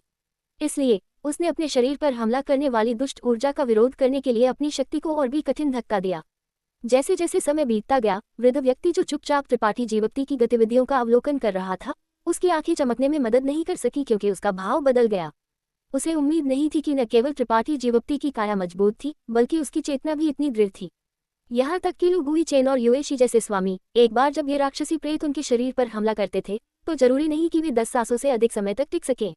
इस दुष्टाभा के प्रभाव में वे चेतना खो देंगे और इन राक्षसी प्रेतों द्वारा कुतरे जाने से पहले पागल दानव बन जाएंगे। हालांकि ये युवक, जो केवल प्रथम क्रम संत कोटि का था, अभी भी विरोध कर रहा था, अपनी चेतना बनाए रखने के लिए अपनी पूरी कोशिश कर रहा था और इन बाहरी शक्तियों से भ्रमित नहीं हो रहा था। 10 सांसों के बाद वृद्ध व्यक्ति ने अपना हाथ हिलाया और त्रिपाठी जीवप्ती के शरीर पर हमला करने वाले राक्षसी प्रेत वापस वृद्ध व्यक्ति के शरीर में उड़ गए। त्रिपाठी जीवप्ती कीचड़ के ढेर की तरह जमीन पर गिर गया। उसका शरीर पसीने से तर था और उसका चेहरा पीला था, लेकिन उसने अभी भी मजबूती से वृद्ध व्यक्ति को घूरा और उत्सुकता से कहा, मुझे उम्मीद है कि वरिष्ठ अपने वचन से पीछे नहीं हटेंगे। वृद्ध व्यक्ति चौंक गया और जोर से हंसने में मदद नहीं कर सका। उसकी हंसी पूरी गुफा में गूंज उठी, जिससे किसी को भी जो इसे सुनता था उसका खून ठंडा महसूस होता था। छोटे से लड़के, मुझे कहना होगा, हालांकि तुम्हारे शरीर में यान गुण ऊर्जा इस वृद्ध स्वामी को नापसंद करती है। एक पूरी तरह से अलग तरह की ऊर्जा है जिसे मैं बहुत पसंद करता हूँ। ही, ऐसा लगता है कि तुम भी इस मार्ग के एक कृषक हो। हाँ, तुम जीते हो, ये वृद्ध स्वामी अपना वचन रखता है। त्रिपाठी जीवप्ती ने भारी सांस ली। तुमने अपने शरीर पर प्रतिबंध हटाने के लिए एक गोली को परिष्कृत किया? वृद्ध व्यक्ति ने अचानक बिना किसी तुक के पूछा। हाँ। त्रिपाठी जीवप्ती जमीन पर पालथी मारकर बैठ गया, एक गोली निकाली और खुद को बहाल करने के लिए उसे अपने मुंह में भर लिया। तुम किस तरह की गोली को परिष्कृत कर सकते हो? वृद्ध व्यक्ति इसमें दिलचस्पी लेता हुआ लग रहा था। मेरी वर्तमान शक्ति के साथ मैं केवल संत राजा निम्न क्रम की गोलियां परिष्कृत कर सकता हूँ। ऐसा लगता है कि तुम न केवल मार्शल मार्ग में निपुण हो, बल्कि तुम्हारे पास रसायन विद्या में भी उच्च स्तर की प्राप्ति है। वृद्ध व्यक्ति एक पल के लिए आश्चर्यचकित लग रहा था, इससे पहले कि मुस्कुराते हुए कहा, लेकिन छोटे से लड़के, अगर तुम इस तरह से अपना ध्यान विभाजित करते रहे तो तुम भविष्य में बहुत व्यस्त हो सकते हो। या तो मार्शल मार्ग पर ध्यान केंद्रित करो या रसायन विद्या पर ध्यान केंद्रित करो, अन्यथा भविष्य में तुम्हारा दो क्षेत्र एक कठिन स्थिति में फंस जाएगा और तुम्हें पछतावा होगा। वरिष्ठ के अनुस्मारक के लिए बहुत धन्यवाद। मैं केवल मार्शल मार्ग के लिए एक सहायक के रूप में रसायन विद्या का अध्ययन करता हूँ। तुम्हारा भविष्य इस वृद्ध स्वामी से कोई लेना देना नहीं है। ये वृद्ध स्वामी सिर्फ लापरवाही से बोल रहा था। बहुत बकवास, इस वृद्ध स्वामी के साथ आओ। ऐसा कहते हुए वृद्ध व्यक्ति ने अपनी आस्तीन हिलाई और ऊर्जा की एक पतली परत ने त्रिपाठी जीवप्ती को सटीकता से ढक लिया। अगले ही पल त्रिपाठी जीवप्ती ने खुद को बिजली की एक बोल्ट की तरह उड़ते हुए महसूस किया।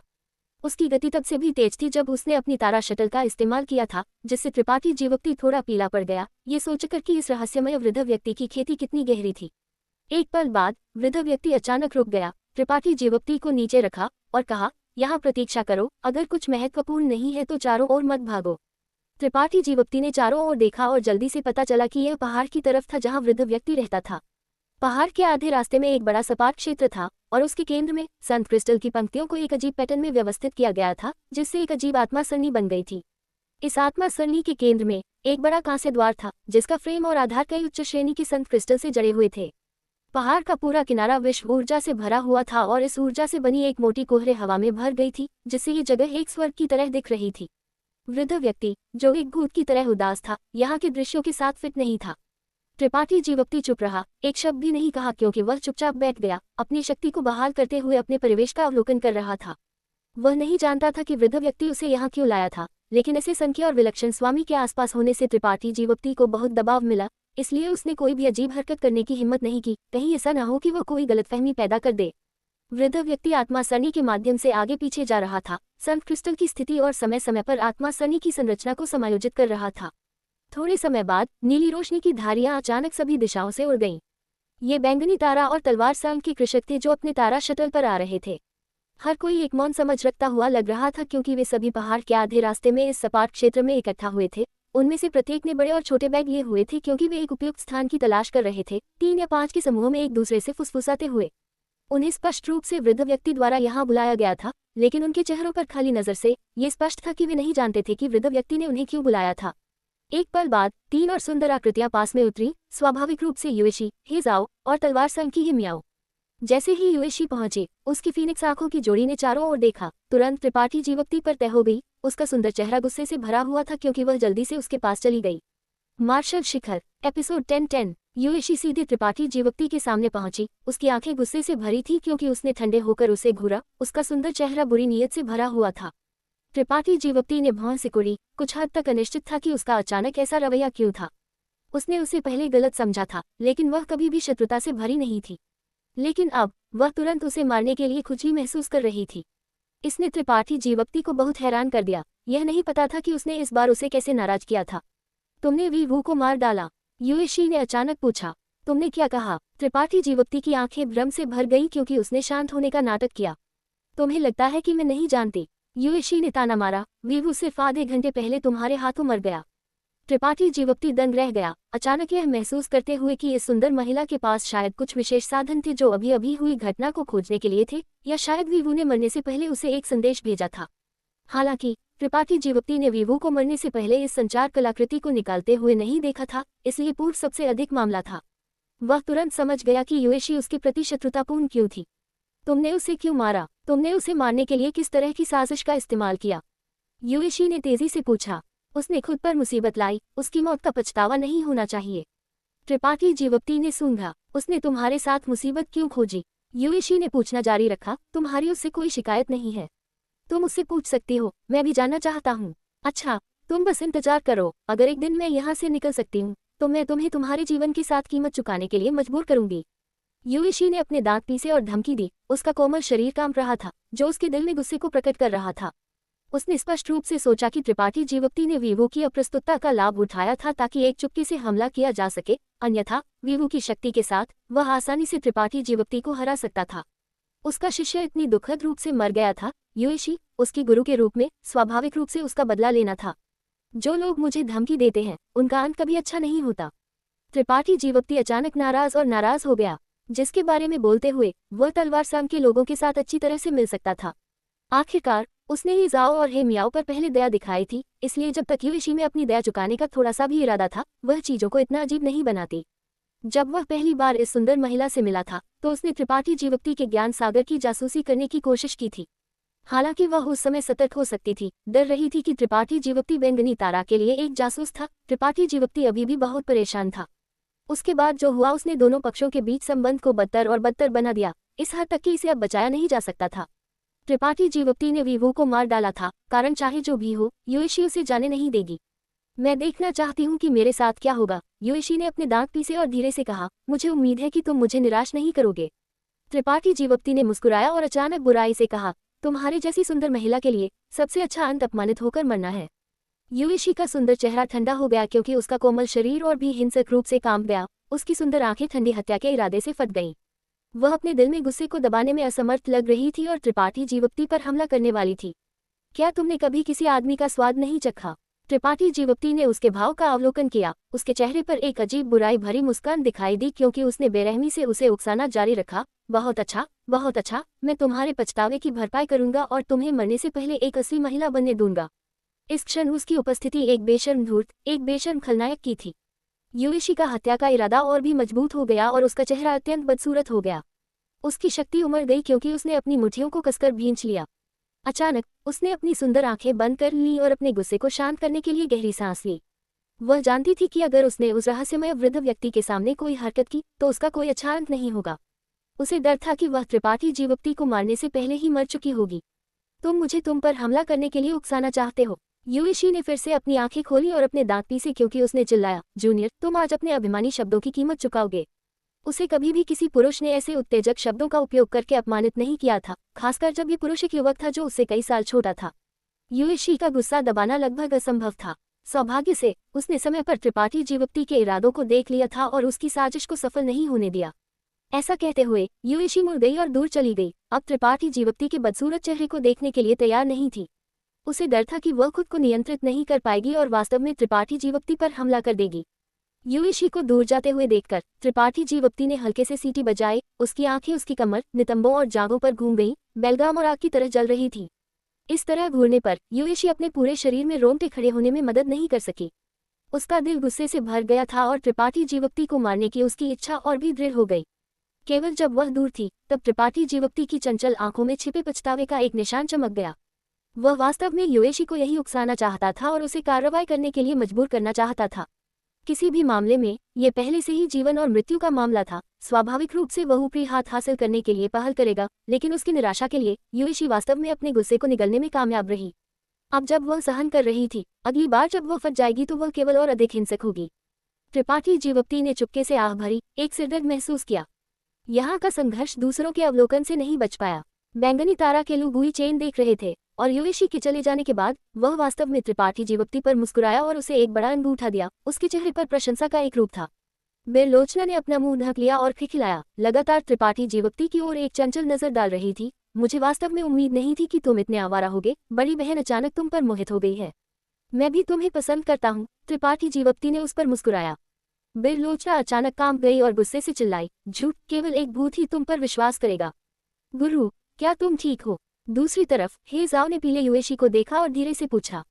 मैं ठीक हूँ। यूएशी ने गहरी सांस ली। उसके भरे हुए स्तन लगभग उसके कपड़ों से बाहर निकल रहे थे क्योंकि उसने जल्दी से कहा, अब जब तुमने उसका बदसूरत चेहरा देख लिया है तो फिर से उसके पास मत जाओ। अगर मौका मिले तो अपने गुरु के लिए उसे मार डालो और अपने भाई का बदला लो। हे जाओ ने अपने होंठ भींचे और आज्ञाकारी रूप से सिर हिलाया। हाँ। हे मियाओ ने भौं सिकुड़ी। त्रिपाठी जीवप्ती को घूरते हुए उसकी आंखों में नजर भी बदल गई। उसने अपने गुरु के शब्दों पर दृढ़ता से विश्वास किया और सोचा कि वह त्रिपाठी जीवप्ती का सच्चा चेहरा था। त्रिपाठी जीवप्ती ने सार्वजनिक रूप से अपने गुरु को चिढ़ाने की हिम्मत की थी और बैंगनी तारा की बेरलोचना के साथ भी ऐसा करने की हिम्मत की थी, जिससे उसे घृणा महसूस हुई। उसने गुप्त रूप से महसूस किया कि उसने पहले त्रिपाठी जीवप्ती को गलत समझा था, उसे एक अच्छा इंसान मान रही थी। छोटा तूफान धीरे धीरे कम हो गया और जैसे जैसे समय बीतता गया अधिक से अधिक कृषक पहुंचे। एक और घंटे यातों के बाद शेंतु अचानक दिखाई दिया। थोड़ी देर के लिए चारों ओर देखते हुए शेंतु जल्दी से त्रिपाठी जीवप्ती के पास पहुंचा और उसके शरीर से आने वाली शक्ति के उतार चढ़ाव को देखा। उसकी आंखें जलने में मदद नहीं कर सकी क्योंकि उसने चिल्लाया, क्या तुम सफल हुए? हाँ। त्रिपाठी जीवप्ती ने सिर हिलाया। बधाई हो। मुझे उम्मीद नहीं थी कि तुम वास्तव में सफल होगे। ऐसा लगता है कि इस भाई ने तुम्हें कम आंका था। शेंतु ने ईमानदारी से बधाई दी, खुश था कि त्रिपाठी जीवप्ती ने अपनी शक्ति बरामद कर ली थी। मेरा भाग्य अच्छा था। तुमने इस समय के दौरान क्या हासिल किया? एक विशाल फसल। शेंतु की आंखें चमक गईं क्योंकि वह गर्व से मुस्कुराया और अपनी छाती पर ब्रह्मांड बैग को थपथपाया। मूल रूप से ये संत राजा ग्रेड और उत्पत्ति ग्रेड जड़ी बूटियों से भरा हुआ है, यहाँ तक कि कुछ उत्पत्ति राजा ग्रेड जड़ी बूटियां भी हैं। तुम्हें कोई पता नहीं है कि यह शापित जगह कितनी समृद्ध है। हम दोनों ने पहले जो कुछ भी इकट्ठा किया था वह कूड़े के अलावा और कुछ नहीं था। त्रिपाठी जीवप्ती सदमे में होने में मदद नहीं कर सका। उत्पत्ति राजा ग्रेड सबसे अच्छी जड़ी बूटियां हैं। शेंतु हंसा। मैंने इस बार सोने पर हाथ मारा है। अगर मैं इन चीजों को गोलियों में परिष्कृत करने के लिए एक रसायन को ढूंढ सकता हूँ तो कम से कम संत राजा कोटि में टूटने से पहले मुझे गोलियों की चिंता नहीं करनी पड़ेगी। ऐसा कहते हुए शेंतु का भाव कड़वा हो गया। हालांकि अगर मैंने अकेले इतना प्राप्त किया तो बैंगनी तारा और तलवार संघ के लोगों ने और भी अधिक प्राप्त किया होगा। धिक्कार है, मैं वास्तव में उन सभी को मारना चाहता हूँ। शेंतु का चेहरा आक्रोश से भरा हुआ था, मानो उन लोगों ने सभी अच्छी चीजें छीन ली थी जो उससे संबंधित थी। वैसे भाई, तुम जल्दी पहुंचे। क्या तुम जानते हो कि इस वृद्ध वरिष्ठ ने हमें यहाँ क्यों बुलाया? शेंतु ने फिर से पूछा। मुझे नहीं पता। त्रिपाठी जीवप्ती ने सिर हिलाया। त्रिपाठी जीवप्ती ने सिर हिलाया। शेंतु के साथ थोड़ी देर के लिए मिलने के बाद वह दूसरे पक्ष की लगातार बकवास करने की आदत पड़ गया था, इसलिए जब भी वह बोलने के लिए अपना मुंह खोलता था त्रिपाठी जीवप्ती उसे कभी बाधित नहीं करता था। इस सवाल को सुनकर त्रिपाठी जीवप्ती ने जवाब दिया, क्या तुम्हें वास्तव में उसने बुलाया था? हाँ, मैं जड़ी बूटियों की तलाश कर रहा था जब इस वृद्ध वरिष्ठ की आवाज मेरे कानों में बजी। अन्यथा कौन यहाँ आने की हिम्मत करेगा? शेंतू ने कहा। उसका चेहरा अचानक भारी हो गया। यहाँ हर कोई महाद्वीप में बिखरा हुआ है, फिर भी वह अपनी दिव्य चेतना के साथ सभी के साथ संवाद करने में सक्षम था। ऐसा लगता है कि वह वास्तव में एक उत्पत्ति राजा कोटि का स्वामी है। मुझे वास्तव में नहीं पता कि वह कहाँ से आया है। पूरे हेंगलुओ तारा क्षेत्र में कई उत्पत्ति राजा नहीं थे, और वे सभी तारा स्वामी के समान स्तर पर स्वामी थे, एकांत में रह रहे थे और पूजनीय थे। हम न केवल उत्सुक हैं, बल्कि तलवार सांग और बैंगनी तारा के लोग भी उत्सुक हैं। बस इंतजार करो, सच्चाई सामने आ जाएगी। उन दोनों ने तुरंत बात करना बंद कर दिया और ठंडे होकर अपने परिवेश का अवलोकन किया। इस क्षण अधिकांश लोगों की आंखें वृद्ध व्यक्ति पर केंद्रित थीं। उसे व्यस्त रूप से आगे पीछे करते हुए देख रहे थे, संत क्रिस्टल को हिला रहे थे और बड़ी आत्मा सन्नी की संरचना को व्यवस्थित कर रहे थे। वे सभी भ्रमित थे, यह नहीं जानते थे कि वह क्या कर रहा था। यहाँ तक कि लू गुई चेन और युएशी भी इस बड़ी आत्मा सन्नी के कार्य को पहचान नहीं पाए। इस आत्मा सरणी की जटिलता उनकी समझ के दायरे से परे थी। हालांकि वे ये भी देख सकते थे कि फाटक जैसी चीज पिछले तारापोत के टुकड़े से परिष्कृत की गई थी। आधे दिन के बाद वृद्ध व्यक्ति ने अचानक अपना काम बंद कर दिया और आत्मा सरणी की जांच करने के लिए अपनी दिव्य चेतना जारी की। जंगली रूप से हंसते हुए चिल्लाया, सफलता! हा हा हा, यह आखिरकार हो गया। उसकी हंसी गड़गड़ाहट की तरह लुढ़क गई, जिससे सभी का खून उबल गया और उनके चेहरे बहुत पीले पड़ गए। वृद्ध व्यक्ति बहुत अच्छे मूड में लग रहा था। उसका चेहरा खुशी और उत्तेजना से भरा हुआ था। थोड़ी देर बाद उसने अपनी हंसी को रोका और अपनी आंखें उस जगह की ओर मोड़ दी जहां भीड़ इकट्ठा हुई थी। हाँ, तुम यहाँ कुछ समय से हो, इसलिए मुझे पता है कि तुम्हारे पास बहुत सारे सवाल हैं। इस वृद्ध स्वामी के पास पहले तुम्हें जवाब देने का समय नहीं था, लेकिन अब मैं तुम्हारे संदेह का जवाब दे सकता हूँ। क्या कोई है जो कुछ पूछना चाहता है? उसने चारों ओर देखा, एक एक करके